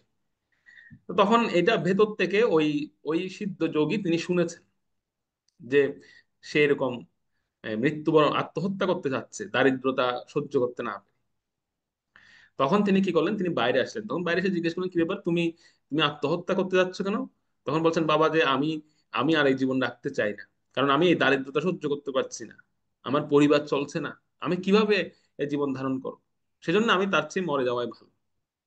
তখন বাবাজি তিনি কি করলেন, ওনার জটা থেকে কিছু চুল, ওনার জটা থেকে কিছু চুল ছিঁড়ে সেটা তাকে দিলেন। মানে একটা চুল ছিঁড়ে সেটা সে ব্যক্তিটার হাত দিলেন, যে এটা নিয়ে যাও, এটা তুমি তোমার আলমিরার মধ্যে রাখবে, আর দেখবে তোমার সমস্ত দারিদ্র দূর হয়ে যাবে। তো সে ব্যক্তিটা তখন সেটা নিলেন, এবং নিয়ে আসার সময় সেই বাবাজি তাকে বলে দিয়েছে যে তোমাকে যে আমি এটা দিয়েছি, তুমি কিন্তু কাউকে বলবে না, ঠিক আছে, তুমি কিন্তু এটা গোপন রাখবে এই কথাটা। সে বলছে, ঠিক আছে, ঠিক আছে, আমি কাউকে বলবো না। তো সে চলে এসেছে, সে এসে যেই বাবাজির কথা মতো ওই সেই বাবাজির যে জটার চুলটি সেটা সে আলমিরার মধ্যে রেখে দিয়েছে। আর পরের দিন সত্যি সত্যি আলমিরা খুলে দেখতে পাচ্ছে তার মধ্যে রত্ন, সোনা, গয়না, টাকা পয়সা সব ভরে গেছে। সে তো অবাক যে এটা এটা কি, এটা কিরকম, মানে এটা এটা কিরকম অদ্ভুত বিষয় যে বাবাজির একটা চুল, সেখান থেকে এত এত সোনা দানা, এত গয়না, এত কিছু এসে গেল। কিন্তু খুব মহা আনন্দ তার, মহা খুশি, তার সমস্ত দারিদ্রতা চলে গেল। তো তার পার্শ্ববর্তীরাও খুব অবাক হয়ে গেছেন, তারা চিন্তা করছে কি ব্যাপার, এই এই মানুষটা গত গত কয়েকদিন আগেও যে এরকম দরিদ্র ছিল, সে আজকে এরকম মানে এত বড় অট্টালিকা বা এত কিছু কিভাবে হয়ে গেল রাতারাতি। তারা এসে তাকে জিজ্ঞেস করলো যে, ভাই, তোমার এই এই এই তোমার এই সমৃদ্ধির রহস্য কি, তোমার এই ধনী হওয়ার পেছনে রহস্যটা কি? আর যখন আমাদের মধ্যে ধন সম্পদ চলে আসে না, তখন আমরা ওই যে শপথ প্রতিজ্ঞা এগুলো কিন্তু আমরা ভুলে যাই। তখন মানে সমৃদ্ধি যখন আসে আর কি, দুঃখে থাকলে তখন সব মনে থাকে, কিন্তু সমৃদ্ধি আসলে আমরা সব ভুলে যাই একটা সময়। তো সেও ভুলে গেল বাবাজিকে যে কথা দিয়েছিলেন, বাবাজি যে তাকে বলেছিল যে এটা কাউকে বলবে না, সে ভুলে গেছে। সে বলে দিয়েছে তাদেরকে যে ওই যে একটা আশ্রম আছে না, সেই আশ্রমে যে বাবাজি থাকেন, ওনার একটা চুল উনি আমাকে দান করেছিলেন, আর সেইটার প্রভাবে আমার সমস্ত দারিদ্রতা দূর হয়ে গেছে। যে এটা শুনেছে তার তার একজন নিকট আত্মীয়কে সেই কথাটা বলেছে। তো সঙ্গে সঙ্গে সেই নিকট আত্মীয় তিনিও দৌড় দিয়েছেন সে আশ্রমে, আর দৌড়ে গিয়েই সেও এর মতো কান্নাকাটি করা শুরু করেছে বাইরে দাঁড়িয়ে, যে আমাকে কৃপা করতে হবে, না হলে আমি এই বিষ খেয়ে প্রাণ দিয়ে দেবো। বাবাজি তখন তাকে বলছে, "আ- আমার চুলের মধ্যে, আমার জটার মধ্যে যে শক্তি আছে সেটা তোমাকে কে বলেছে? বলছে না, এটা কেউ কাউকে বলতে হয় নাকি, আমি জানি। সে স্বীকার করছে না, সে বলছে আমি জানি আপনার এরকম সিদ্ধি আছে, শক্তি আছে, আপনি আমাকেও কৃপা করুন, নাহলে আমি বিষ খেয়ে ফেলছি, কিন্তু এখনই খাচ্ছি, এখনই খাচ্ছি। এবার বলছে বাবাজিকে মানে ভয় দেখাচ্ছে। তখন বাবাজি বলছে আরে তো মহা মুশকিলে বললাম দেখি। তখন বাবাজি কি করলেন, তাকেও একটা চুল, জটা থেকে একটা চুল নিয়ে, যেহেতু সে এরকম বারবার বেশি ডিস্টার্ব করছিল, তাকেও একটি চুল তিনি দান করলেন। আর যথারীতি সেও তো ধনী হয়ে গেল রাতারাতি। এইবার এই খবর ছড়িয়ে পড়লো পুরো গ্রাম, আর সমস্ত গ্রামের যারা এরকম আছে সবাই ছুটে চলে এসেছে। তখন আর ধনী গরিব কেউ নেই, সবাই দৌড় দিয়েছে যে এটা দরকার আমাদের। আর সবাই এসে তখন বাবাজিকে বলছে বাবাজি আমাদেরকেও দিন, আমাদেরকেও দিন। এখন বাবাজি তো পরে গেছে মহা ঝামেলায়। বাবাজি বলছে দূর, এই গ্রামে আর থাকবো না, চলে যাবো এখান থেকে। তো যে বাবাজির আশ্রম থেকে বের হচ্ছিলেন, তখন সবাই ওনাকে ঘিরে ফেলেছে। না না, আপনি এইভাবে যেতে পারবেন না, আমাদেরকে এটা না দিয়ে, কৃপা না দিয়ে আপনি এখান থেকে যেতে পারবেন না। তো বাবাজি বলছে আরে আমি কিভাবে তোমাদের এতগুলো লোককে আমি কিভাবে কৃপা করবো। তো তখন যখন বাবাজি চলে যাচ্ছিলেন, তখন সবাই ঘিরে ধরে, এবার সবাই নিজের হাতে ওনার চুলগুলো ছিঁড়া শুরু করেছে। বুঝতে পারছেন? তো অনেক সময় এরকম সিদ্ধিরও কিছু ঝামেলা আছে। বেশিরভাগ লোকেরা মনে করেন যে মানে সাধু অর্থে হচ্ছে তিনি হবেন অনেক ভেলকিবাজ, বা ওনার মধ্যে অনেক মানে অনেক অনেক অনেক ইয়ে থাকবে, উনি অনেক জাদু জাদু দেখাতে পারবেন, উনি অনেক কিছু করে দেখাতে পারবেন, উনি বাতাসকে নিয়ন্ত্রণ করতে পারবেন, উনি সমুদ্রকে নিয়ন্ত্রণ করতে পারবেন। এরকম অনেক কিছু আমরা ভাবি, মানে বক্তাকে বা একজন সাধুকে, আমরা সন্তকে আমরা অনেক উপরে তুলে নিয়ে এভাবে চিন্তা করি আমরা অনেক কিছু। কিন্তু এটা প্রকৃত চিন্তা নয়। একজন সন্ত বা সাধকের কাছ থেকে এইটা আমাদের আশা করাই উচিত নয়, আমাদের এরকম চিন্তা করাই উচিত না। আমাদের চিন্তাটা কি থাকবে? আমাদের চিন্তাটা থাকবে যে একজন সাধকের কাছ থেকে সিদ্ধি রিদ্ধি এগুলো মূল বিষয় নয়, একজন সাধকের দর্শন মাত্রই কিন্তু পবিত্র করে দেন তিনি। দর্শনটা হচ্ছে সবচেয়ে গুরুত্বপূর্ণ। উনি যে জায়গায় বাস করছেন, সেই সেই অঞ্চলের বায়ু, সেই অঞ্চলের বাতাস আমার গায়েও লাগছে, সেখানে সেটার দ্বারা আমি পবিত্র হচ্ছি। ওনার চরণের যে ধুলি বা যেখানে পড়ছে সেই ধুলি আমি অঙ্গে লাগিয়ে আমি পবিত্র হচ্ছি। প্রত্যাশা করা উচিত এগুলো। আমাদের প্রত্যাশা করা উচিত একজন ভগবানের শুদ্ধ ভক্তের অঙ্গের অঙ্গ স্পর্শিত বাতাস, বায়ু যেন আমার গায়েও লাগে। ওনার শরীরকে স্পর্শ করে যেন সেই বায়ুটা আমার শরীর, আমিও প্রাপ্ত হই। এবং উনি যে দিক দিয়ে হাঁটেন সেই চরণ ধুলি যেন আমি আমার অঙ্গে মাখতে পারি, আমার অঙ্গে, আমার মস্তকে ধারণ করতে পারি। এবং উনি অর্থাৎ উনি উনি যে উচ্ছিষ্ট প্রসাদ উনি গ্রহণ করছেন, উনি যে প্রসাদ গ্রহণ করছেন, সেখান থেকে যেন উচ্ছিষ্ট প্রসাদ আমি প্রাপ্ত হতে পারি। এগুলো হচ্ছে চাওয়া উচিত একজন একজন একজন শুদ্ধ ভক্তের কাছ থেকে। এই জিনিসগুলো চাওয়া উচিত। কিন্তু আমরা কি চাই, এই যে এদের মতো শেষ পর্যন্ত গিয়ে তো সাধু সন্তদেরকে আমাদের হারাতে হয় এই কারণে। কারণ আমরা আমরা বেশি প্রত্যাশা করি তাদের কাছ থেকে, যেগুলো অলিক বিষয় সেগুলি প্রত্যাশা করি, মানে যেটার কোনো গুরুত্বই নেই বা যার কোনো স্থায়িত্ব নেই, সেগুলি আমরা প্রত্যাশা করি, সেজন্য তাদেরকে হারাতে হয়। তাদের প্রত্যাশা করা উচিত এগুলো। একজন শ্রোতার পূর্ণ মনোযোগ থাকা উচিত, তার কথায়, তার বাণীতে পূর্ণ শ্রদ্ধা থাকা উচিত, পরিপ্রশ্ন থাকা উচিত, এবং সর্বশেষ হচ্ছে অকৃত্রিম সেবা করা উচিত সেই ভক্তের। তার মধ্যে কোনো কপটতা থাকবে না, কোনো প্রাপ্তির আশা থাকবে না। আর তাহলেই সেই সেই বক্তা বা সেই ভক্ত তিনি সুখদেব গোস্বাইপাদের মতো মনোভাব নিয়ে সম্পূর্ণ, যেভাবে সুখদেব গোস্বাইপাদ যা যা প্রয়োজন পরীক্ষিত মহারাজের সেটাই তিনি সাপ্লাই করেছেন, সেটাই তিনি কিন্তু দিয়েছেন। তিনি দেখবেন তিনি কিন্তু যেগুলোর প্রয়োজন নেই সেই প্রসঙ্গগুলো তিনি বলবেনও না এখানে ভাগবতে। যেটা প্রয়োজন সেটাই বলবেন তিনি। তো এইভাবে যদি বক্তা শ্রোতার মধ্যে সম্পর্ক হয়, তাহলে উভয়ের মঙ্গল হয়। যদি এরকম বক্তা এবং শ্রোতার মধ্যে সম্পর্ক থাকে, শ্রোতার মধ্যে যদি পূর্ণ মনোযোগ, শ্রদ্ধা, সেবা সেবা মনোবৃত্তি, আর ভক্তার মধ্যে যদি নিষ্কপট হন বক্তা, তাহলে কিন্তু উভয়ই পবিত্র হন। তো তাৎপর্যে প্রভুপাত সেজন্য আবার বক্তাদের ক্ষেত্রেও একটা জিনিস আমাদেরকে বলে দিই, শ্রোতারা যেন সাবধান থাকেন। সেজন্য শ্রোতাদের উদ্দেশ্যে প্রভুপাত একটা জিনিস বলে দিয়েছেন যে আমরা দুই ধরনের পাঠককে বর্জন করা উচিত। একটি হচ্ছে পেশাদারী ভাগবত পাঠক, যারা অর্থ ইনকামের জন্য বা অর্থনৈতিক সমৃদ্ধির জন্য পাঠ করে থাকেন, বা পাঠ করে প্রচুর অর্থ ওনারা গ্রহণ করেন। এই ভাগবত পাঠটাকে যিনি পেশা হিসেবে নিয়েছেন তাদেরকে বলা হয়েছে পেশাদারী পাঠক। অবশ্যই এদেরকে বর্জন করা উচিত, এদের কাছ থেকে পাঠ শ্রবণ করা উচিত নয়, প্রভুপাদ লিখেছেন। আর আরেক ধরনের হচ্ছে মিছা ভক্ত। মিছা ভক্ত মানে কিরকম? যারা ভক্তির মিথ্যা অভিনয় করেন। আমার যে দুর্বলতা আছে, বা একজন একজন যথার্থ পাঠক তিনি কি করবেন, তিনি তিনি তিনি এভাবে এভাবে করবেন যে ওনার মধ্যে যে দুর্বলতা আছে তিনি সেটা প্রকাশ করবেন, সেটা তিনি কখনো লুকাবেন না। কিন্তু একজন মিছা ভক্ত কেমন? সে সে হচ্ছে তার মধ্যে যে দুর্বলতা আছে সে সেটাকে লুকিয়ে রাখবে, সে দেখাবে, মানে একদম পরম একজন ভক্তির অভিনয় করে দেখাবে সে। এই এই দুই শ্রেণীর পাঠককে মানে বর্জন করার কথা প্রভুপাদ তাৎপর্য লিখে গেছে। কিন্তু দুর্ভাগ্য হচ্ছে এই যে আমরা এই দুই ধরনের পাঠকদের প্রতি বেশি আসক্ত, যে খুব দেখাতে পারবে, আর যে হচ্ছে পেশাদারি পাঠ করেন, একদম রং টং দিয়ে সবকিছু করে, আমরা তাদের প্রতি বেশি আসক্ত বর্তমানে। আমরা আমরা সাধারণত বক্তার মধ্যে কোন জিনিসগুলো দেখি, এগুলো আপনারা মিলিয়ে মিলিয়ে নিবেন যে আসলে আমরা এগুলো এই জিনিসগুলো দেখি কিনা। জাস্ট এটা আমরা একটা একটা গবেষণা থেকে বের করেছি যে আমরা সাধারণত বক্তাদেরকে কিভাবে প্রত্যাশা করি।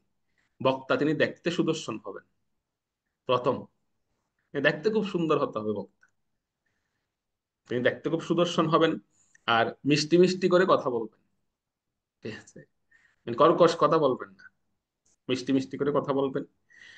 আর তৃতীয়ত হচ্ছে উনার উনার ইউটিউব ফলোয়ার কতজন আছেন, ইউটিউব বা ফেসবুকে ফলোয়ার কতজন আছেন, আমরা সেটাও দেখি। ওরে বাবা, উনার এত মিলিয়ন মিলিয়ন ফলোয়ার আছে ইউটিউব বা ফেসবুক, তাহলে উনার লেকচারই শুনতে হবে, উনার গুলো শুনতে হবে। এভাবে আমরা দেখি। আর চতুর্থত হচ্ছে আমরা বক্তাকে চেষ্টা করি যে বক্তাকে নক করলে পাওয়া যাবে, সেরকম বক্তাকে আমরা পছন্দ করি, যাকে নক করা মাত্রই আমরা রেসপন্স পাবো। এই এই বিষয়গুলো কিন্তু আমরা একজন বক্তার কাছ থেকে প্রত্যাশা করি, আমরা আমরা ভাবি কি ইনি হচ্ছেন প্রকৃত বক্তা। প্রকৃত বক্তার উচিত হচ্ছে, একজন প্রকৃত বক্তার স্বরূপটা হচ্ছে এমন, বা ওনার ওনার ওনার প্রকৃত বিষয়টা হবে এটি যে উনি গুরুদেবের নিকট শ্রবণকৃত জ্ঞান অবিকৃতভাবে দান করছেন। সেটি হচ্ছে একজন প্রকৃত বক্তার যোগ্যতা। উনি গুরু পরম্পরা লব্ধ জ্ঞান অবিকৃতভাবে দান করছেন। এই একটা গুণ যদি একজন বক্তার মধ্যে থাকে, তিনি হচ্ছেন যথার্থ বক্তা। শিল প্রভুপাদের একটা লেকচার আছে, সেখানে আপনারা শুনবেন, সেখানে প্রভুপাদ বলছেন যে অনেকে আমাকে জিজ্ঞেস করে যে আমার কেরামতিটা কি, মানে প্রভুপাদ বাংলা ভাষায় বলছেন প্রবচনটাতে, যে আমি কি কেরামতি করেছি, আমি এমন কি জাদু দেখিয়েছি। প্রভুপাদ বলছেন আমি কোনো জাদু তন্ত্র মন্ত্র কিচ্ছু করিনি কাউকে। আমি কি করেছি? আমি যা করেছি সেটা হচ্ছে আমি ভগবানের বাণীকে অবিকৃতভাবে তোমাদেরকে দিয়েছি। আমার জাদুকরিটা হচ্ছে সেই জায়গায়, আমি এটাকে বিকৃত করিনি, আমি এর মধ্যে কোনো কিছু সংযুক্তিও করিনি, কোনো বিয়োজনও করিনি, এটি আমি করেছি, প্রভুপাদ বলছে। আর এটির ফলে প্রচুর পরিমাণে তারা ভক্ত হয়ে যাচ্ছে। এটি হচ্ছে একজন প্রকৃত বক্তার উচিত, যে তিনি ভগবত জ্ঞান, গুরু পরম্পরালব্ধ জ্ঞান অবিকৃতভাবে তিনি দিবেন, এর মধ্যে কোনো তিনি অ্যাড করবেন না কোনো কিছু, বা এখান থেকে কোনো কিছু বিয়োজনও করবেন না। কারণ এই ধরনের কীর্তনের একটি বিশেষ শক্তি আছে, যদি আমরা অবিকৃতভাবে কীর্তন করি, যদি আমরা অবিকৃতভাবে কীর্তন করি, তাহলে এই কীর্তনের একটা বিশেষ শক্তি আছে। সেটি সুখদেব গোস্বামীপাদ বলছিলেন যে আমি কিন্তু সেই কারণে এখানে এসেছি, সেই শক্তি বলে আমি এখানে এসেছি। সেটি কি? সেটি হচ্ছে 11 নম্বর শ্লোকে বলা হচ্ছে। আমরা 11 নম্বর শ্লোকে যাই, 11 নম্বর শ্লোকটা পড়ো। দ্বিতীয় স্কন্ধ অধ্যায় 1 শ্লোক 11। এতন্নির্বিদ্যমানানাং নিত্যতামাকুতো ভয়ম যোগিনাম নৃপনির্ণীতম হরির নামানুকীর্তনম। অনুবাদ: হে রাজন, মহান আচার্যদের প্রদর্শিত পন্থ অনুসরণ করে নিরন্তর ভগবানের পবিত্র নাম কীর্তন করা সকলের জন্য সিদ্ধি লাভের নিশ্চিত তথা নির্ভীক মার্গ।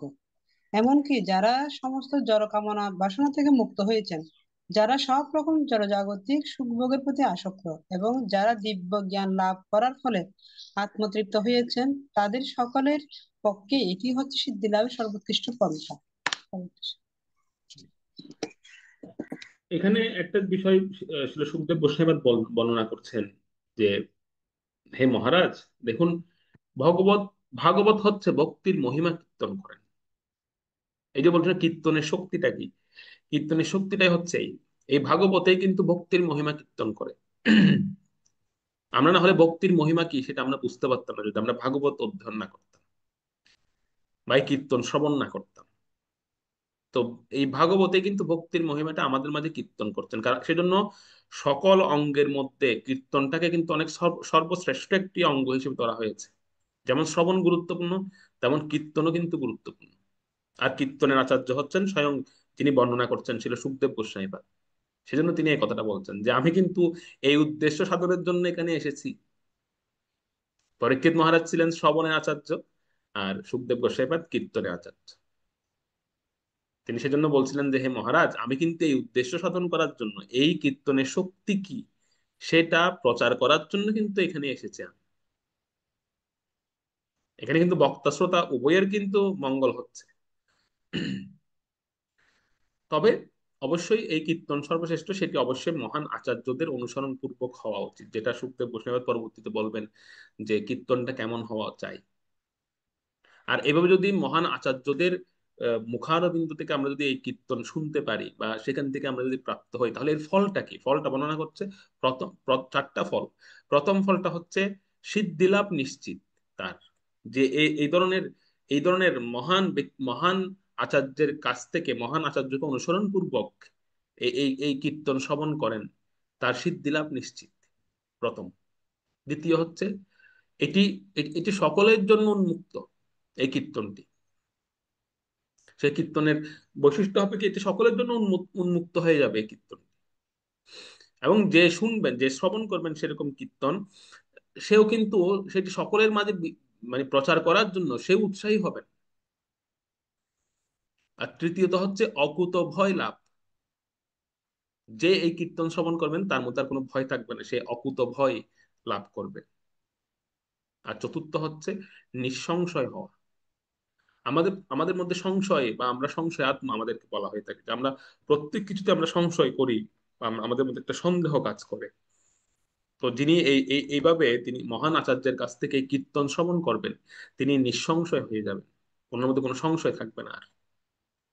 যেমন একটা প্রশ্ন অনেক সময় আমার আমার আমার মধ্যে আসে, যে বা আমরা ভাবি যে আমরা এত ভয়, আমাদের মধ্যে এত ভয় কেন, আমরা এত ভয় পাই কেন।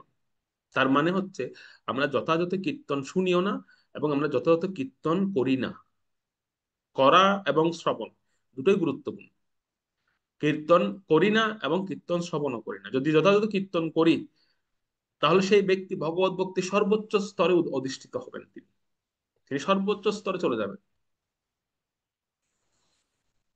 যেখানে জড় সুখ, সুখের কোনো অস্তিত্বই নেই যে জায়গায়, বা যেখানে মুক্তির কোনো ইচ্ছা থাকবে না আর। সেটি হচ্ছে ভগবত ভক্তির সর্বোচ্চ স্তর। যথাযথ কীর্তন যিনি করেন বা যথাযথ কীর্তন যিনি শ্রবণ করেন, তার এই বিষয়গুলো তার জীবনে দেখা যাবে। জড়সুখ ভোগের অস্তিত্বই ওনার জীবনে থাকবে না, কোনো ইচ্ছে থাকবে না, এবং জড়জগৎ থেকে মুক্তির কোনো চিন্তাও তিনি করবেন না। তাৎপর্য প্রবাদ এসব বিষয় খুব বিস্তারিতভাবে বর্ণনা করছেন এই বিষয়গুলো। তাদের একমাত্র ইচ্ছা হবে কি, তাদের একমাত্র ইচ্ছা হবে ভগবানের সন্তুষ্টি বিধান করা, আর কোনো ইচ্ছা থাকবে না, আর কোনো ইচ্ছাই উনি উনি পোষণ করবেন না সেই সময়। একমাত্র ইচ্ছা হচ্ছে কিভাবে ভগবানের সন্তুষ্টি বিধান করা যায়। তার জন্য যে কোনো স্থানে যেতেও তিনি প্রস্তুত থাকেন। উনি যদি বলেন যে ওনাকে যদি বলা হয় যে আপনাকে নরকে যেতে হবে, উনি বলতেন ঠিক আছে আমি নরকে যাবো, ভগবানের সেবা করতে পারবো তো বাস। হনুমানজি ছিলেন সে ধরনের ভক্ত। হনুমানজি সেজন্য তিনি এই জড়জগৎ ছেড়ে যে যাননি। তিনি বলছিলেন যে এখানে যেহেতু ভগবানের কথা আমি শুনতে পাবো, ভগবানের শ্রবণ, ভগবানের কথা আমি শ্রবণ করতে পারবো, প্লাস ভগবানের কথা কীর্তন করতে পারবো, সুতরাং আমি এই জগৎ ছেড়ে যাব না। আসক্তিটা কিন্তু জগতের প্রতি নয়, আসক্তিটা হচ্ছে কীর্তনের প্রতি। সেজন্য উনি সর্বোচ্চ স্তরে অবস্থান করছেন।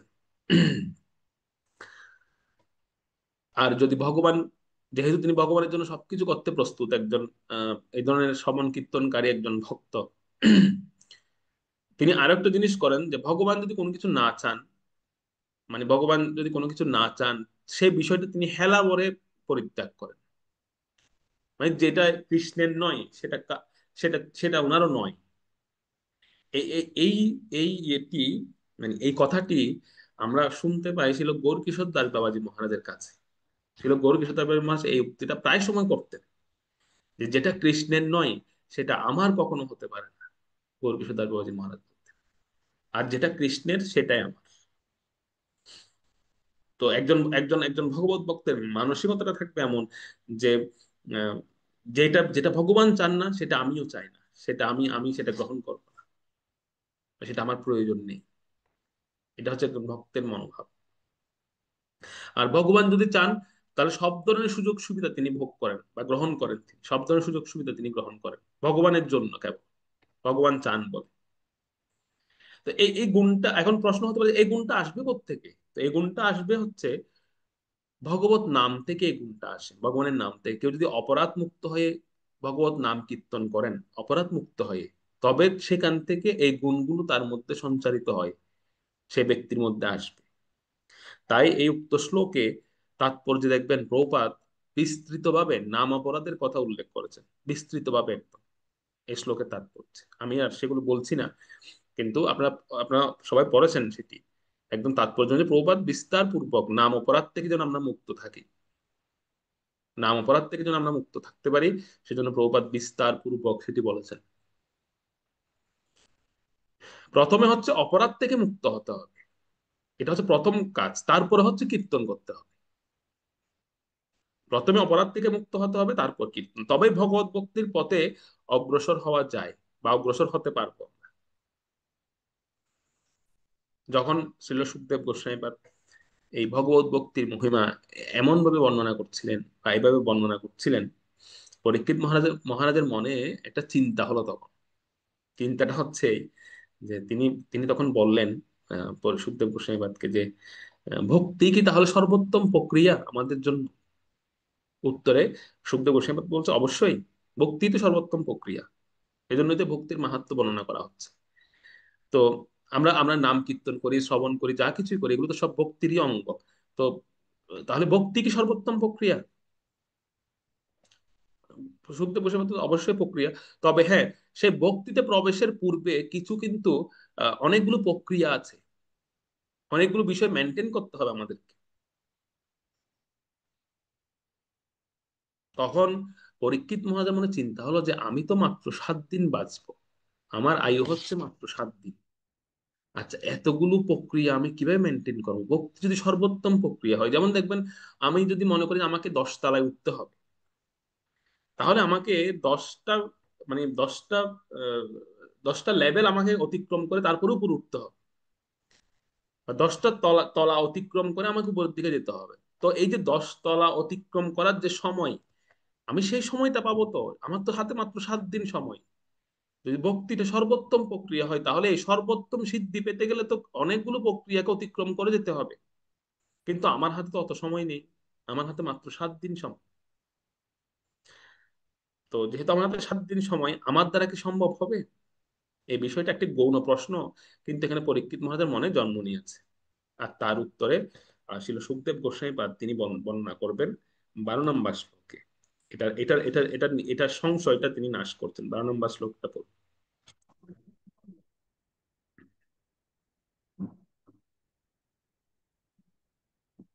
হরে কৃষ্ণ প্রভু, শোনা যাচ্ছে? হ্যাঁ, প্রভু হরে কৃষ্ণ। হ্যাঁ শোনা যাচ্ছে, পড়ুন। শ্রীমৎ ভাগবতম দ্বিতীয় স্কন্ধ প্রথম অধ্যায় শ্লোক নং 12। কিম প্রমত্তস্য বহুবিহ পরকৈহয়নৈহ বরম মুহূর্তম বিদিতম ঘটতে প্রয়সয়তঃ। অনুবাদ: বিষয়ভোগে প্রমত্ত অনভিজ্ঞ ব্যক্তির দীর্ঘ জীবনে কি লাভ? তার থেকে বরং পূর্ণ চেতনা সম্পন্ন এক মুহূর্ত শ্রেয়।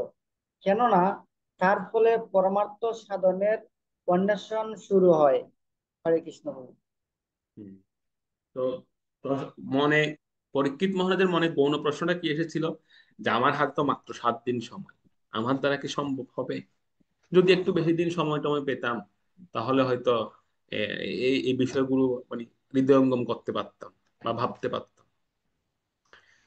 তখন এটা বুঝতে পেরেই উপযুক্ত বক্তা, তিনি তো শ্রোতার হৃদয় বুঝতে পারেন, বুঝতে পেরেই তিনি সুখদেব গোস্বামী বা তিনি বর্ণনা করতেন যে হে মহারাজ, বিষয়ভোগে মত্ত হইয়া দীর্ঘজীবন লাভ করে কি লাভ? এটা কি কি কি লাভ আছে? এই দীর্ঘজীবন পেয়ে কি করবেন আপনি? আপনি কেন দীর্ঘজীবনের আশা করছেন? তার চেয়ে নিরপরাধে এক মুহূর্তে ভজন, সেটাই যথেষ্ট। কোনো ব্যক্তি যদি নিরপরাধে এক মুহূর্ত ভজন করতে পারেন, তাহলে সে সিদ্ধি লাভ করবে। আপনি তো 7 দিন পেয়েছেন, সেটা তো অনেক বেশি। হিসেবে যে আপনি 7 দিন সময় পেয়েছেন, সেটা অনেক বেশি। তবে নিরপরাধে ভজন করতে হবে। সেজন্য অপরাধ নিয়ে বিশদ আলোচনা করা হচ্ছে এই দুটো শ্লোকে। তবে মহারাজ, আপনি দয়া করে এই অপরাধগুলো থেকে নিজেকে মুক্ত রাখবেন। 7 দিন সময় পেয়েছেন, অনেক বেশি।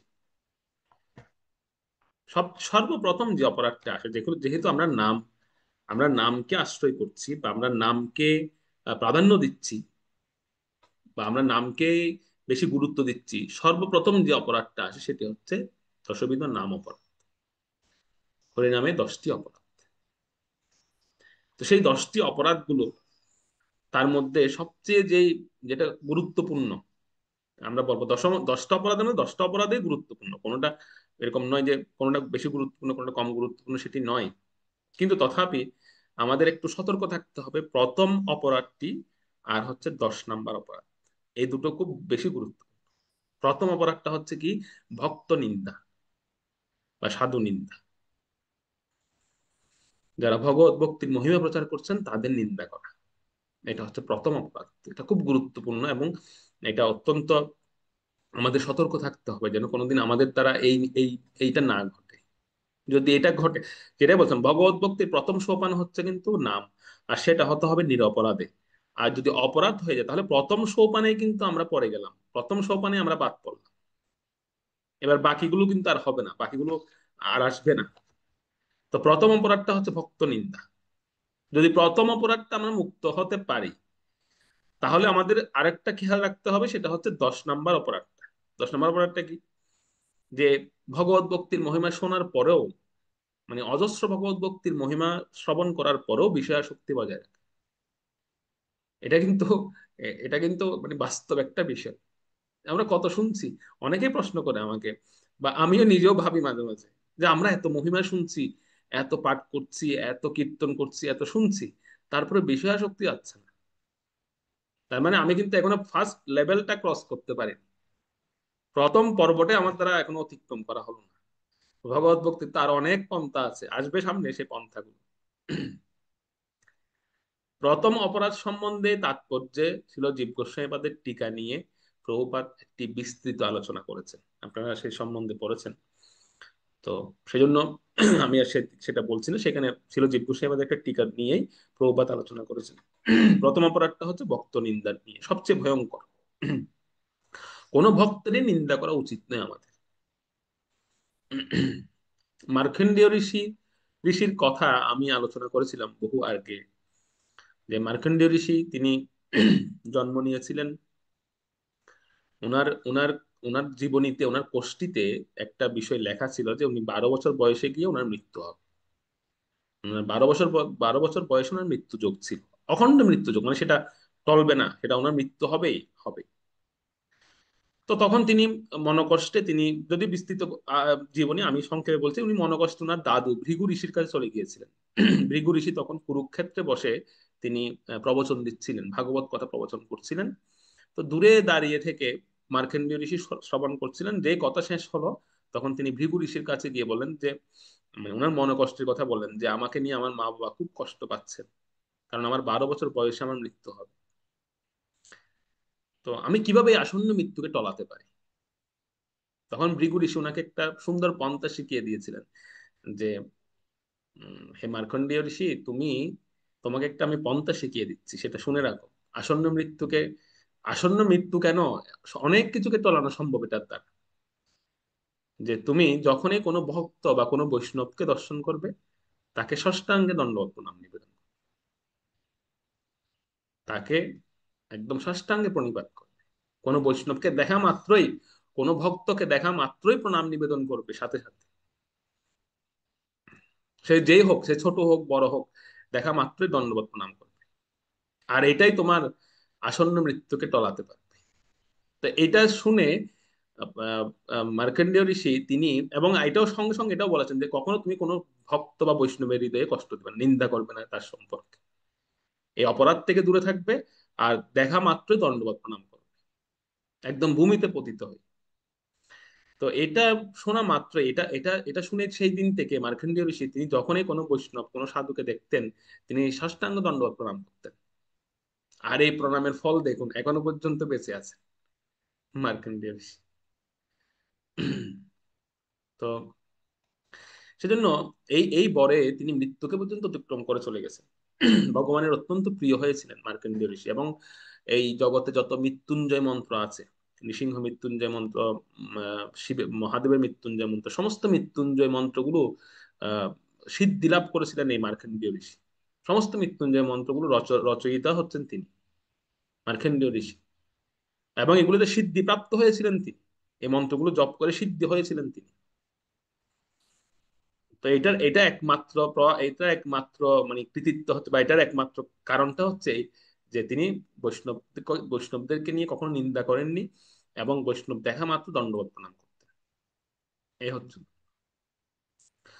আসলে একজন একজন একজন ভগবত শুদ্ধ ভক্ত, তিনি কোনো কোনো কারোর মধ্যে কোনো অপগুণ বা যেটাকে আমরা বলি অবগুণ, এগুলো এগুলো তিনি দেখতে পান না। এটা একজন ভক্তের বৈশিষ্ট্য হচ্ছে কি, যে তিনি তিনি কারোর মধ্যে কখনো কোনো অপগুণ তিনি দেখতে পান না বা দেখেন না তিনি। যেমন আমি মীরা ভাইয়ের জীবনে যখন আপনাদের বলছিলাম, তখন আমি এই প্রসঙ্গটা নিয়ে আলোচনা করেছি, সম্ভবত আপনাদের অনেকের মনে থাকতে পারে। যে মীরা ভাই যখন কোনো কালো কালো কোনো ব্যক্তিকে দেখতেন, তখন তিনি কি বলতেন, তখন তিনি বলতেন যে ভগবান কত কৃপা করে তোমাকে উনার নিজের রংটা দান করেছে। মানে কোনো কালো মানুষকে দেখলে তো আমরা সচরাচর আমরা নিন্দা করি, ও গায়ের রং কালো। কিন্তু মীরাবাই বলতেন যে তোমাকে ভগবান কত কৃপা করে, ভগবানের নিজের অঙ্গের রংটা দিয়েছেন, মানে ভগবানও কালো, তোমাকেও তার নিজের রংটা দান করেছেন, তাহলে তোমার প্রতি ভগবান কত কৃপা। দেখুন মানে ভক্তের দৃষ্টিটা কেন। আবার আবার কোনো কোনো কোনো কোনো মানুষ আছে না, দেখবেন যাদের হাত নেই, বিকলাঙ্গ আর কি, যারা বিকলাঙ্গ, এই ধরনের মানুষগুলো দেখলে আমরা সচরাচর ঘৃণা করি তাদেরকে, যে আরে এই তো অঙ্গ নেই, হাত নেই, পা নেই। আর মীরাবাই যখন এরকম কোনো বিকলাঙ্গ কোনো ব্যক্তিকে দেখতেন, তখন তিনি বলতেন ভগবান কত কত তোমাকে ভালোবাসে, ভগবান কত ভালোবাসে যে ভগবান তোমাকে মানে কৃপা করে ভগবানের নিজের মতো স্বরূপ দান করেছেন। যে ভগবান, মীরাবাই বলতেন যে আমি শুনেছি জগন্নাথ পুরীতে ভগবান এইভাবে হাতবিহীন পা বিহীন হয়ে অবস্থান করছে। তো তোমাকে কত ভালোবাসে ভগবান, যে তোমাকে ওনার মতো হাতবিহীন পা বিহীন করে রেখেছে, নিজের স্বরূপ দান করেছেন তিনি। আর আর আর যারা যারা হচ্ছে যাদের যাদের হাত পা আছে, মানে যাদের হাত পা থাকতো, তাদেরকে তিনি বলতেন যে তোমাকে ভগবান বেশি ভালোবাসেন, কারণ তোমাকে তিনি স্বয়ং সম্পূর্ণ করে দিয়েছেন। তো ভগবান তোমাকে বেশি ভালোবাসেন। আর যার হাত পা নেই তাকে বলতেন যে না, তোমাকে অনেক ভালোবাসেন, তোমাকে নিজের মতো স্বরূপ দান করেছেন। তাহলে দেখুন ভক্তের দৃষ্টিকোণটা কিরকম। মানে অপগুণগুলোকে তিনি গুণ হিসেবে দেখছেন, মানে যেটাকে আমরা সচরাচর ঘৃণা করি যে জিনিসগুলোকে, সেগুলোকে তিনি গুণ হিসেবে দর্শন করছেন। এটা হচ্ছে ভক্তের দৃষ্টিকোণ। একজন একজন পুণ্যাত্মা বা একজন উত্তম অধিকারী ভক্ত, তিনি কখনো কারো নিন্দা করতেই পারেন না, বা ওনার দ্বারা কখনো নিন্দা মন্দ এগুলো আসেই না ওনার মধ্যে। আর এভাবে যখন কোনো ভক্ত নিরপরাধে মানে এই এই নিন্দা থেকে মুক্ত হতে পারেন, তখন অটোমেটিক্যালি কিন্তু বাকি যে গুণগুলো আছে, মানে আমরা প্রথম গুণ আর শেষ গুণ, এই দুটোকে যদি আমরা খুব গুরুত্ব দিই, তাহলে মাঝখানের যে 8টি গুণ, 8টি অপরাধ, সেই 8টি অপরাধ কিন্তু অপরাধ থেকে কিন্তু আমরা নিজেকে মুক্ত রাখতে পারবো। সেজন্য প্রথম অপরাধ আর শেষ অপরাধ, এই দুটো বিষয়ে আমাদের খুব সতর্ক হতে হবে। মাঝের গুলো তখন অটোমেটিক সম্পাদিত হবে। আর এই অপরাধ থেকে আহ যিনি মুক্ত হতে পেরেছেন, নিরপরাধে যিনি আহ নাম কীর্তন করতে পারেন, যদি কেউ করেন, তাহলে সে এক মুহূর্তে ভগবত কৃপা প্রাপ্ত হয়। এটা তো শুধু বলে দিলে হবে না। এটা এটা এটা এমন নয় কেবল বলে গেলাম আর আপনারা বিশ্বাস করলেন, তা তো না। ঠিক আছে, হয়তো এখানে এখানে আপনারা কেউ প্রশ্ন করছেন না, কিন্তু ওই জায়গায় যেখানে সুখদেব গোস্বামীপাদ বর্ণনা করছিলেন সেই জায়গায় কিন্তু শ্রোতা কিন্তু পরীক্ষিত মহারাজ, যেটা সেটা বললে হবে না।